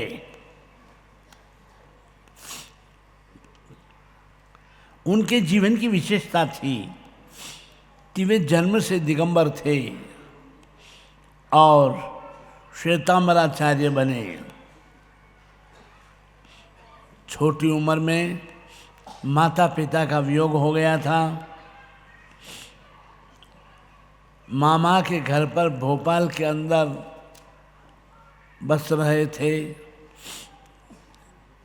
छोटी सी उम्र में ज्ञानी थे, विद्वान थे, अच्छे विद्वान थे कि जिनको सुनने के लिए 13 वर्ष की उम्र के राम रत्न को सुनने के लिए लोग इकट्ठे हो जाते थे। मामा के घर में रहते रात को हमेशा लोगों की परसदा लेकर बैठते थे और उनको जिन वाणी का स्वरूप समझाते थे। अपने आप में स्वयं सशक्त और बहादुर थे। एक दिन रात को बैठे थे और सामने दुकान की खिड़की खुली रह गई ऊपर की। एक चोर उस दुकान के अंदर घुस गया। उन्होंने सब लोगों से कहा कि इस दुकान के अंदर चोर घुस गया है, कोई भी जाओ उसको पकड़ लाओ। कोई जाने को तैयार नहीं हुआ। तब खुद वो स्वयं राम रत्न जी उठे और कहा कि मेरे साथ चलो चलो, मैं चलता हूँ। गए और बाहर से साधन ला करके खिड़की, खुली खिड़की के अंदर गए। चोर अंदर घुसा था, बैठा ही था। रामरत्न ने उसको अपनी भुजा में, दो भुजा में पकड़ा और पकड़ के उठाकर उसको बाहर लाया और नीचे ला करके पुलिस के हवाले कर दिया। आप सोच सकते हैं छोटी उम्र में भी ऐसी उनकी अपनी विशेषता और शक्ति संपन्नता थी। बात करते कभी कभी रात को 10-11 बज जाते थे। एक दिन मामा ने उल्लाना दिया, ठपका दिया कि ऐसे रात भर, बड़ी रात तक बैठे रहोगे तो आगे जिंदगी कैसे चलाओगे, कैसे कमाओगे तो कैसे खाओगे। मामा की ये टकोर राम रत्न को जागृत कर गई और उन्होंने तय कर लिया कि मैंने ज्ञान पाया है। उस ज्ञान में मैंने देखा है कि सफलता और सिद्धि त्याग के बिना नहीं है, और मैं अब अपने त्याग मार्ग के ऊपर चलने के लिए गुरु की खोज करूँगा। गुरु की खोज करने के लिए भोपाल से निकले, चल करके उज्जैन आए। उज्जैन के अंदर सिंहस्थ का मेला लग रहा था। अनेक साधु आए थे, सबको देखा, लेकिन किसी में रामरत्न का मन नहीं लगा। झावरा के केसरीमल पारक रामरत्न को घूमते देख करके पूछने लगे, भाई क्यों घूम रहे हो, क्या खोज रहे हो? खोज रहा हूँ एक सशक्त अच्छे गुरु को। केसरीमल जी कहते चलो मेरे साथ, में आपको गुरु बताता हूँ।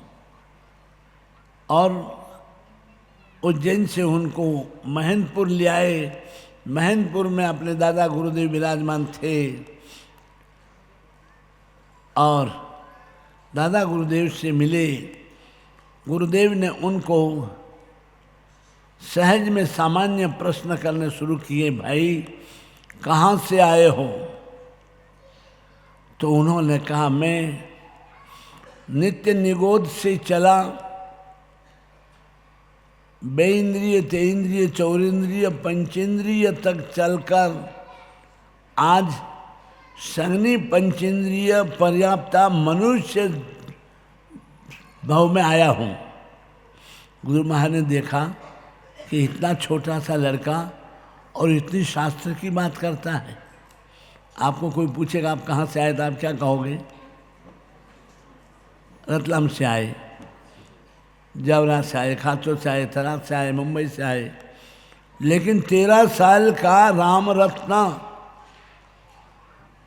जब गुरु महाराज को जवाब देता है तो गुरु महाराज क्षण भर के लिए उसका चेहरा देखते हैं कि गजब का लड़का है। अरे भाई तुम्हारी जात क्या है? हमारी जात, हम संगनी मनुष्य पंचेंद्रिय जाति के हैं। व्यवहार से लोग मेरे को जायसवाल दिगंबर कहते हैं। गुरु महाराज फिर प्रश्न करते हैं, भाई आपका नाम क्या है? नाम तो अनंत हो गए, अब किस नाम को बताऊं? अनेक जन्मों में गया, जन्म लिया और नाम मेरा हो गया, और वहाँ से मैं चला आया। नाम नाश, नाम उसका नाश है। लेकिन वर्तमान में मुझे राम रत्न कह करके बुलाते हैं।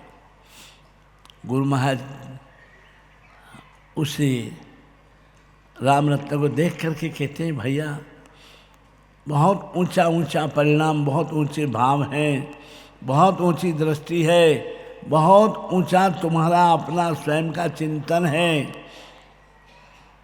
क्या विचार है? विचार क्या, गुरु को खोज रहा हूँ और गुरु के चरणों में जीवन अर्पित करना है।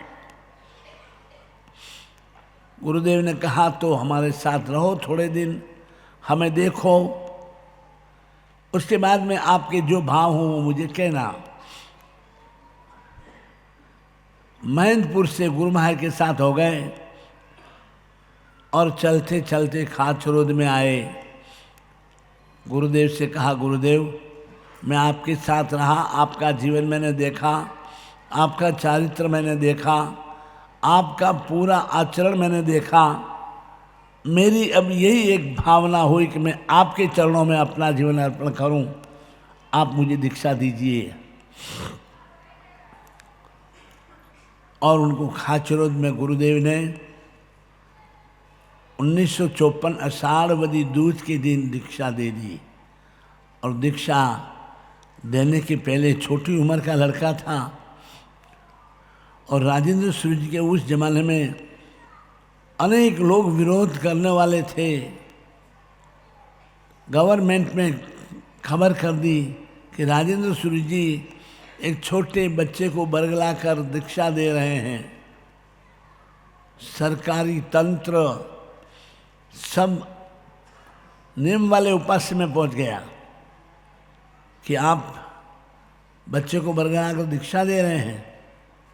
गुरुदेव ने कहा, उस बच्चे से आप मिल लीजिए, मैं इसका जवाब नहीं दे सकता।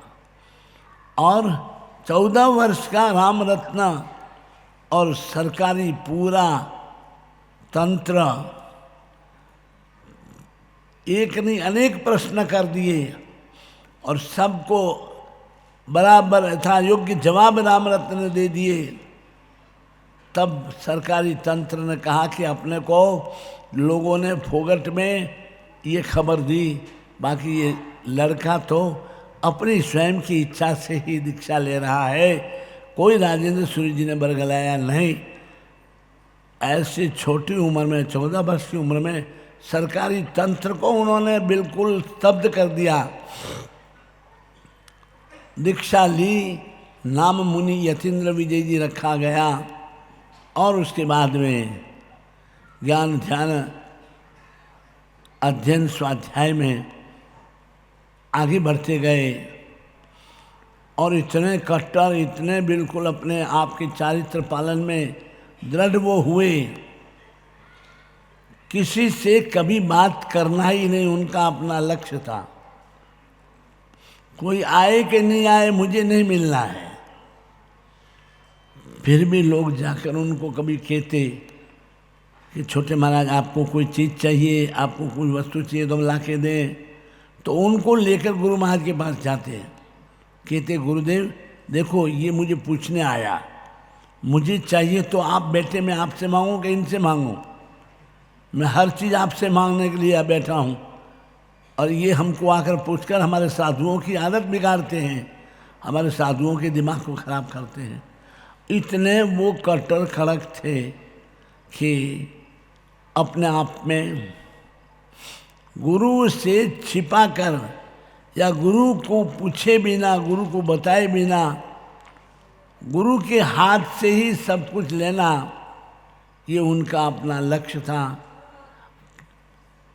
गुरु महाराज के पास रहकर उन्होंने अध्ययन किया, अच्छा अध्ययन किया, संस्कृत में धुरंधर विद्वान हो गए।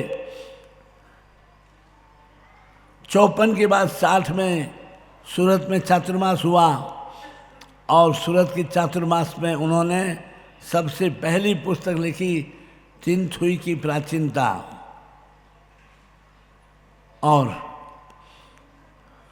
उसी चातुर्मास में वो पुस्तक छपी और सर्वत्र दी गई। यतीन्द्र विजय जी गुरु महाराज के स्वर्गवास के बाद में गुरु महाराज द्वारा आदेशित अभिधान राजेंद्र कोश के प्रकाशन का जवाबदारी का भार उन्होंने संभाला यतीन्द्र विजय जी एवं दीप विजय जी दोनों ने मिलकर के अभिधान राजेंद्र कोश का प्रकाशन करवाया। जबरदस्त भगीरथ कार्य था। सामान्य एक किताब छपाना और तो भी सोचना पड़ता है। इतने बड़े भारी दिग्गज विशाल ग्रंथराज को छपाने की जवाबदारी ली। छपाने का कहाँ स्थान सोचो, स्थान सोचते सोचते स्थान पसंद किया रतलाम।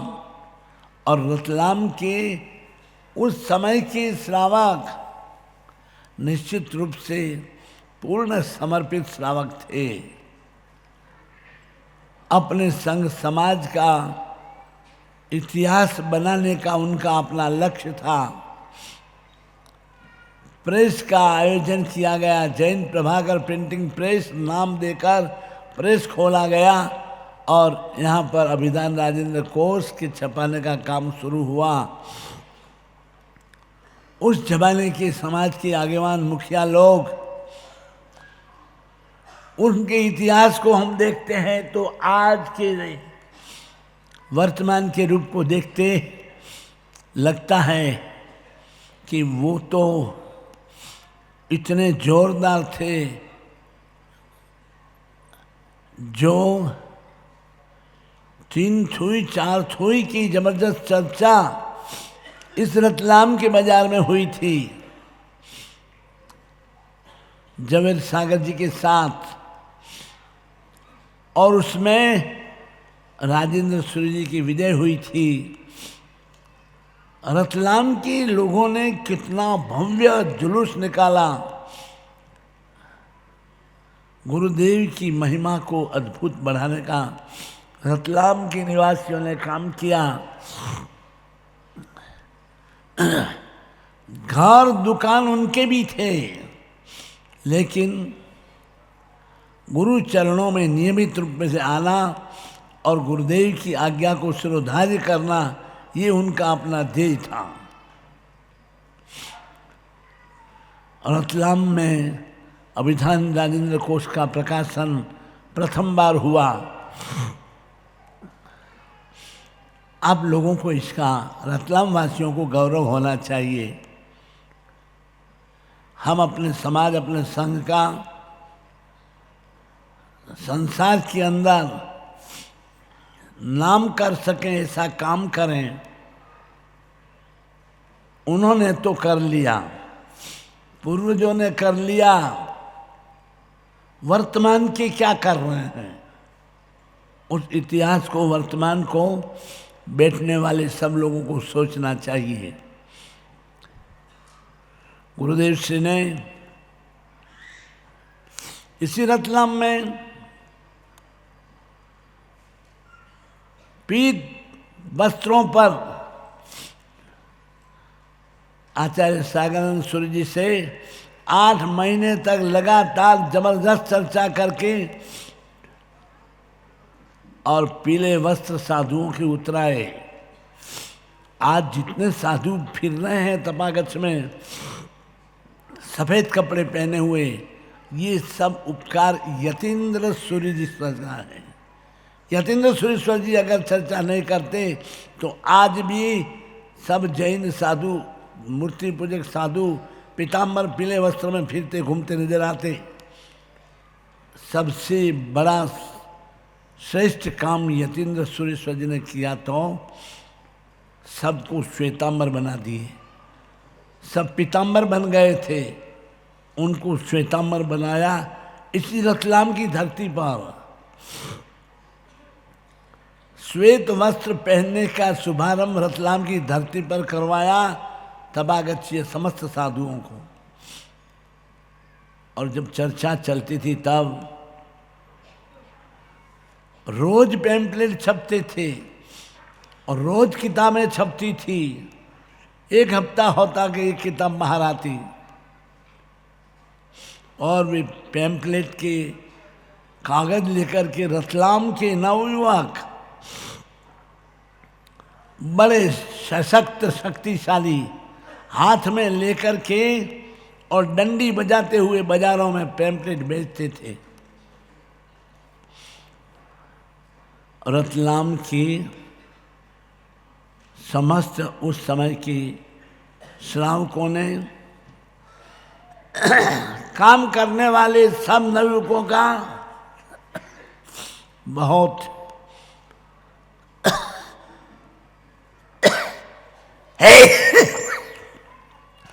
बहुत बड़ा मान सम्मान किया था। और बजाज खाने की उस बाजार में सज्जन सिंह जी दरबार के द्वारा नियुक्त अनेक संस्कृत पंडितों के समूह ने दोनों के कागज, दोनों की पुस्तकें देखी और निर्णय दिया यतीन्द्र विजय जी का पक्ष सच्चा है।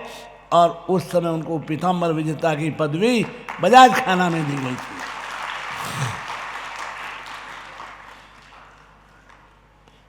ऐसे थे यतीन्द्र सुरेश्वर जी। रतलाम में चातुर्मास उन्होंने मुनि पने में किए। आचार्य बनने के बाद उनको यहाँ चातुर्मास करने का कोई योग नहीं आया। वे गुरु गच्छ की गरिमा को खूब ऊंचा उठाने के लिए हमेशा तत्पर रहते थे। उनके भक्त भी ऐसे ही थे। हमारे भक्त भी कमजोर नहीं है, लेकिन उनकी होड़, उनकी नकल करने का एक भी भक्त आज रतलाम में मौजूद नहीं है। आप सोचेंगे क्यों? स्थापना जी परिलहन करते थे और एक आदमी रोज देखता था। वो जब दोपहर को बाहर संडिल गए तो वो अंदर आया और स्थापना जी चुरा के ले गया। वापस आए तो स्थापना जी खुले मिले। स्थापना जी चली गई।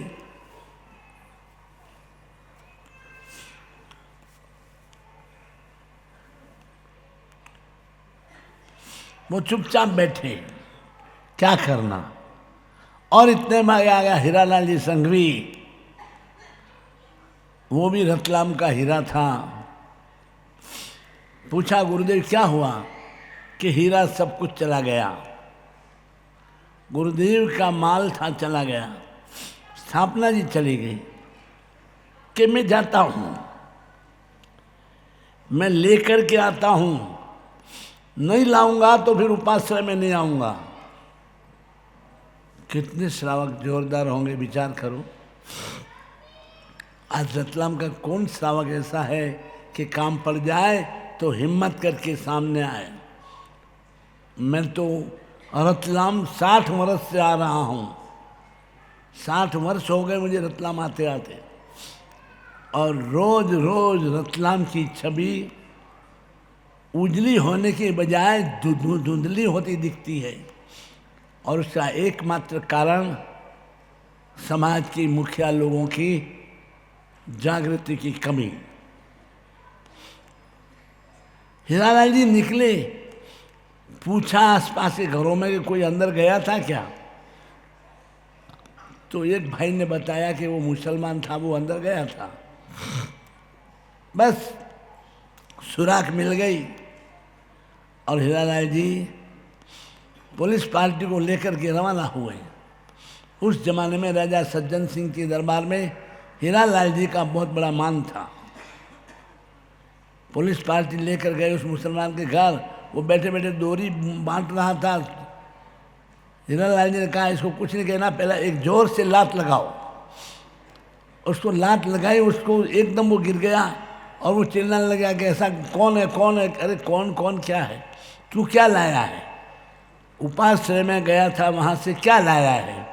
कि मैं गया ही नहीं उपाश्रय, मैंने लाया ही नहीं। पुलिस वालों ने फिर एक लगाई और उसने कहा हाँ हाँ लाया हूँ, चलो मैं दिखाता हूँ। और उसको लेकर के गए तो चले ठेठ शिव बाग के वहाँ जो नदी नाला खाद बह रहा है वहाँ वो ले गया। और वहाँ उसने खड्डा करके स्थापना जी खड्डे में दबा दिए थे। खड्डा खोदा और थापना जी अंदर से निकाले और हीरालाल जी को दिए। हीरालाल जी ने कहा बस ये लाओ। हीरालाल जी ने जेब में रखे, जेब में रखे। थापना जी इतने बड़े थापना जी जेब में रखे। कैसा जेब होगा विचार करो। लंबे कोट थे और लंबे उसमें जेब थे। आज किसके पास है? आज तो कोई कह दे कि ये उठाकर जरा जेब में रखो तो जेब में जगह कहाँ है। और आज तो जेब ही कहाँ है। आज तो जेब सब पुट्ठे पर जेब हो गए। जेब पहले छाती पर, लक्ष्मी छाती पर रहती थी, अब लक्ष्मी को पुट्ठे पर लगा दी। पीछे पैंट के पीछे जेब बनाया, वहाँ लक्ष्मी धर दी। और उस जेब इतना बड़ा कि उसके अंदर कोई रखना चाहो तो कुछ भी रह नहीं सके। पहले तो लंबे कोट पहनते थे, लंबे जेब रहते थे। उस जेब के अंदर स्थापना जी को रख करके हीरालाल जी वापस लौटे। पुलिस वालों को कहा कि इसको छोड़ दो। 10 रुपये की नोट उसको दे दी कि जाकर बच्चों को मार खिलाना। और घर आ गए। हीरालाल जी, वो मुसलमान घर गया। हीरालाल जी पोखरसाला में, अपने पोखरसाला में आ गए। निम वाले उपास में आया, आके निशी कहा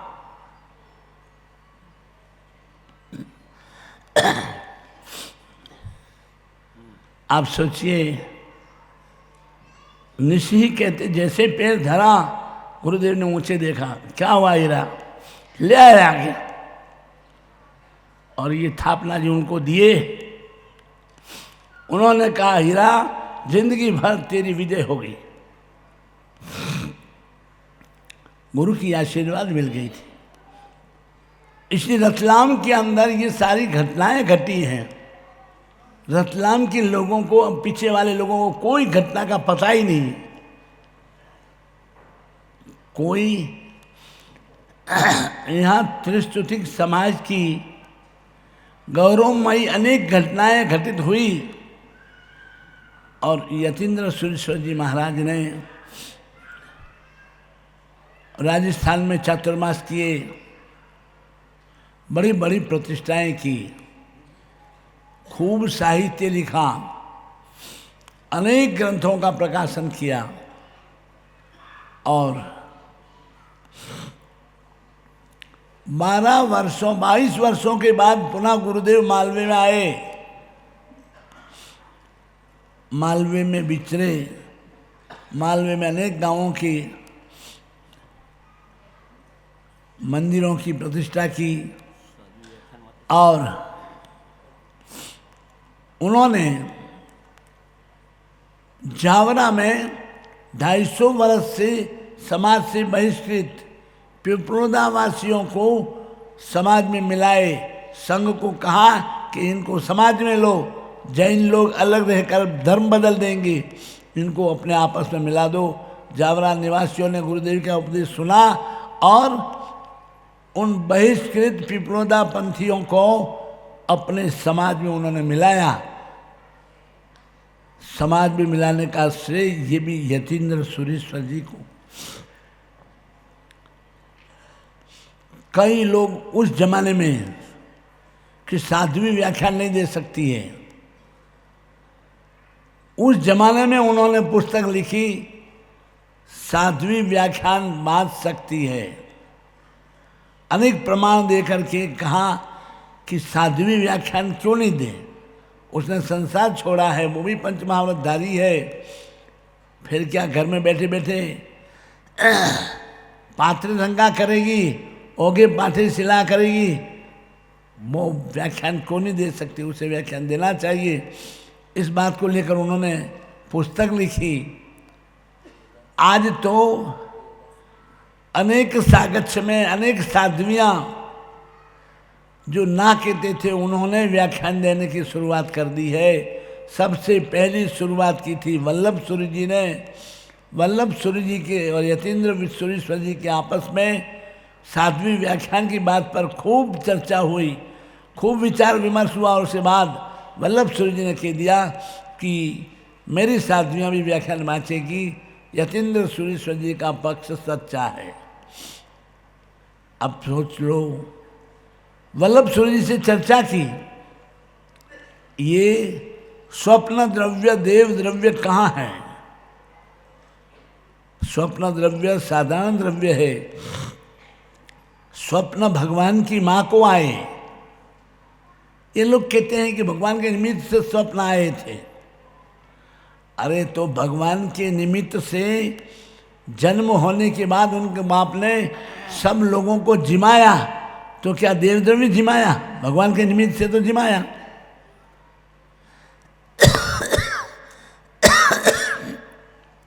वल्लभ सूरी जी से अनेक प्रश्न करके आखिर उनको भी स्वीकार कराया कि स्वप्न द्रव्य साधारण खाते में ले जाना चाहिए।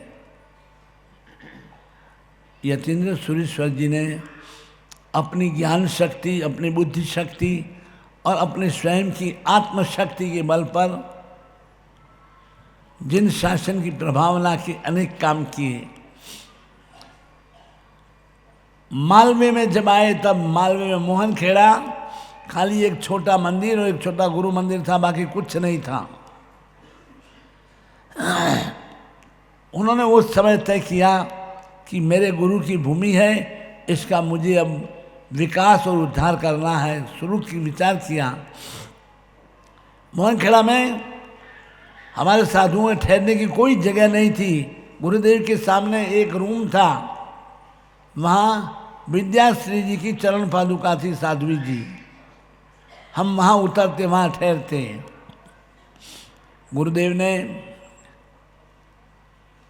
कन्हैयालाल जी से बात कही, कन्हैयालाल जी काश्यप से बात कही कि सेठ एक हॉल यहाँ बना दो तो हम साधु लोग वहाँ ठहरेंगे।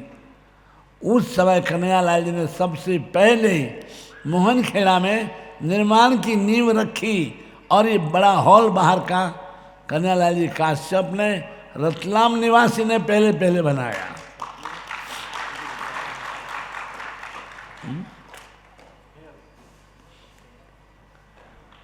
वे ऐसे जोरदार थे कि उनके जीवन में उन्होंने एक सबसे बड़ा काम किया और वो गुरुदेव की आरती पूरे समाज में घर घर चालू हुई। इसकी शुरुआत उन्होंने करवाई और उस आरती की रचना उनके परम भक्त कुंदनमल जी डांगी निम्बाहेड़ा वाले उन्होंने बनाई और बताया गुरुदेव को, गुरुदेव ये मैंने आरती बनाई। गुरुदेव ने पढ़ी और कहा कि तो बहुत अच्छी है और घर घर में आरती गुरुदेव की होनी चाहिए। आज ओम जय जय गुरुदेवा घर घर में छोटे से बड़े सब लोग प्रेम से गा रहे हैं और गुरुदेव की आरती कर रहे हैं। ये भी श्रेय यतीन्द्र सूरीश्वर जी। यतीन्द्र सूरीश्वर जी अपने आप में समर्थ थे, सशक्त थे, किसी से कभी भी कहीं पर भी डरे नहीं और किसी से डर कर अपना पैर पीछे रखा नहीं। ऐसे समर्थ गुरुदेव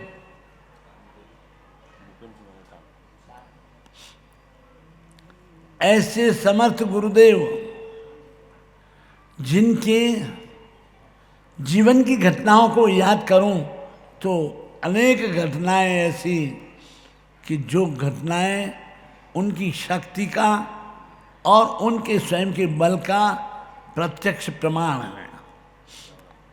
जावरा में घटना जिसमें भूपेंद्र सूरीश्वर जी महाराज को आचार्य पदवी हो रही थी, पत्रिकाएं छप गई थी, गांव-गांव चली गई थी और चल शुरू हो गया था।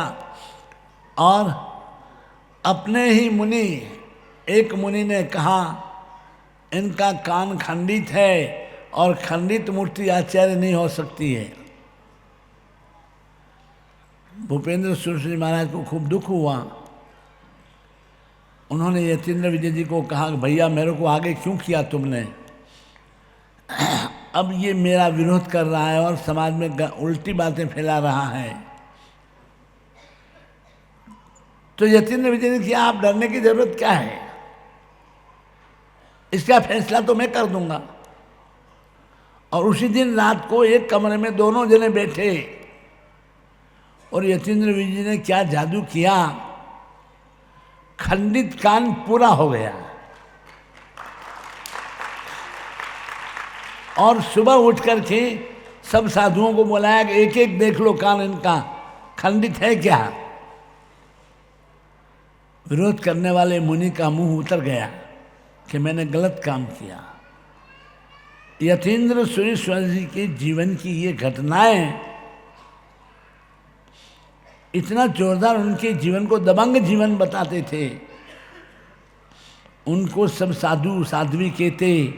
यतीन्द्र सूरी जी का, यतीन्द्र विजय जी का नाम मत लेना, ये जंतर बाबा है, कान खोल देगा तुम्हारा। क्या इतने जोरदार यतीन्द्र सुरेश्वर जी हुए। उन्होंने अपने जीवन में अनेक शिष्य किए, कई शिष्य तो किए और उनको रवाना भी कर दिए, और कई शिष्य उनके प्रभाव को देख करके रवाना हो गए। उन्होंने चिंता नहीं की, जाए तो जाने दो। वो कहते कि रे उसका बोलबाला और जाए उसका मुंह काला, ये उनकी भाषा थी। किसी को जाने वाले को रोकने की जरूरत नहीं, उसको हाथाजोड़ी करने की जरूरत नहीं।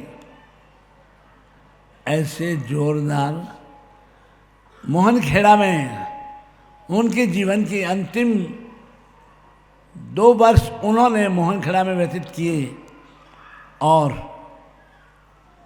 2017 पोष 7 तीज को उनका मोहनखेड़ा में स्वर्गवास हो गया। आज उनकी स्मृति रूप मोहनखेड़ा के चौक में उनकी छतरी बनी हुई है, और उनका ही प्रभाव है कि आज मोहनखेड़ा का और ज़्यादा विकास हो रहा है। वो जब जिंदे थे तब कहते थे कि मैं मरकर देवलोक में जाऊंगा। कितना उनको अपने पर कॉन्फिडेंस था, मैं मर के देवलोक में जाऊंगा और वहाँ जाने के बाद में मैं मेरे गुरु की महिमा को बढ़ाने का ही काम करूंगा। और वो आज बराबर उन्होंने करने का उनका संकल्प पूरा किया। अपन सभी आज उनके जन्म समय, जन्म दिन पर उनके चरणों में भाव भक्ति पूर्वक वंदना करते हैं, स्तुति करते हैं, स्तवना करते हैं, और गुरुदेव से निवेदन करते हैं, गुरुदेव हमें भी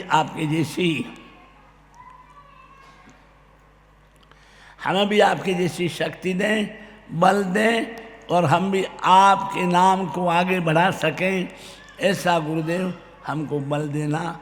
इन्हीं साथ गुरुदेव के चरणों में वंदना। नमोर्यंताणम रमेश भाई, नमोर्यंताणम नमोर सिद्धाचार्य उपाध्याय सर्वसाधुभ्य। ओम जय जय गुरुदेवा स्वामी, जय जय गुरुदेवा।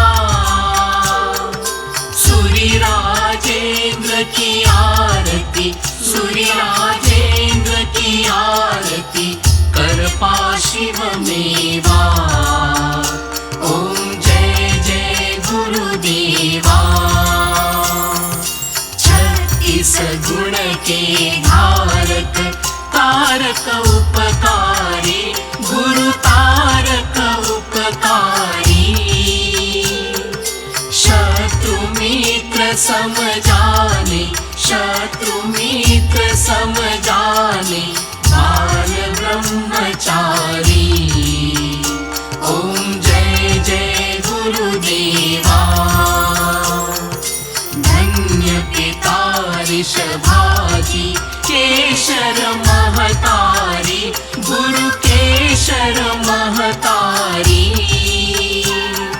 धन्य भरतपुर नगरी, धन्य भरतपुर नगरी, जन्मे गुणधारी।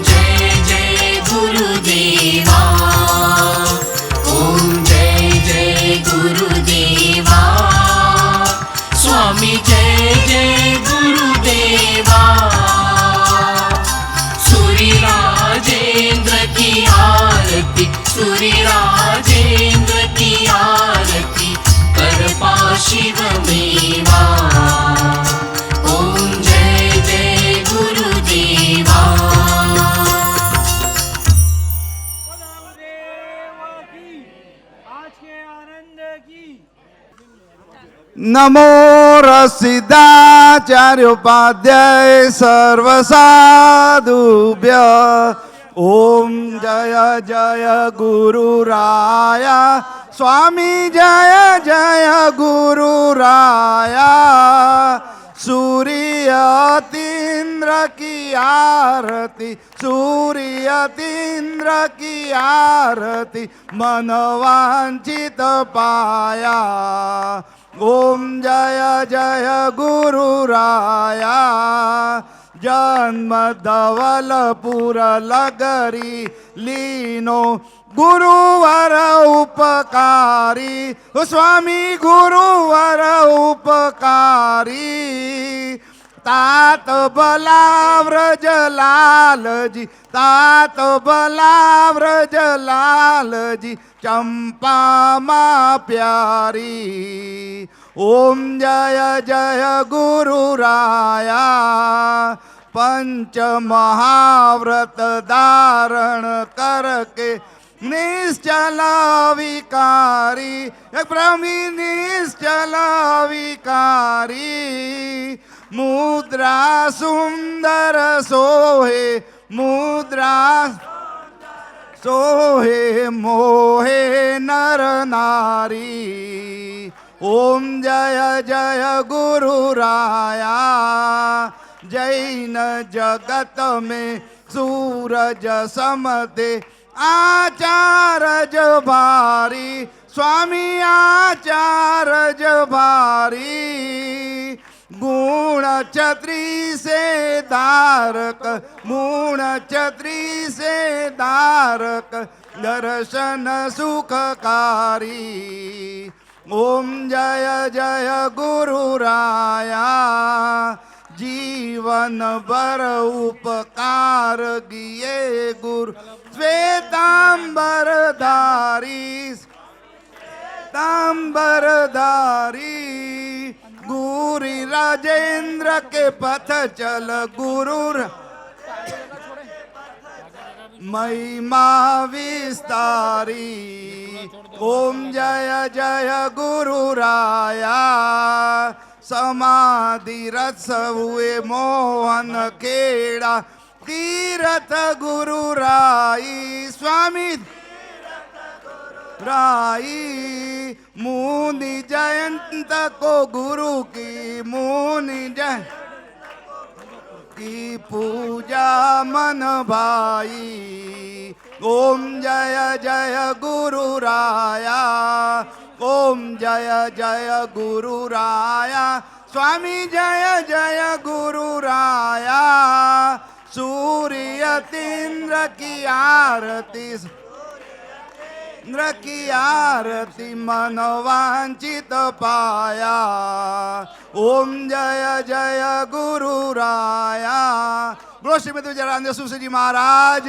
की जय बोलो श्रीमद विजयानंद सरस्वती जी महाराज की जय बोलो वर्तमान आचार्य जन सरस्वती महाराज की जय ओम नमो अरिहंत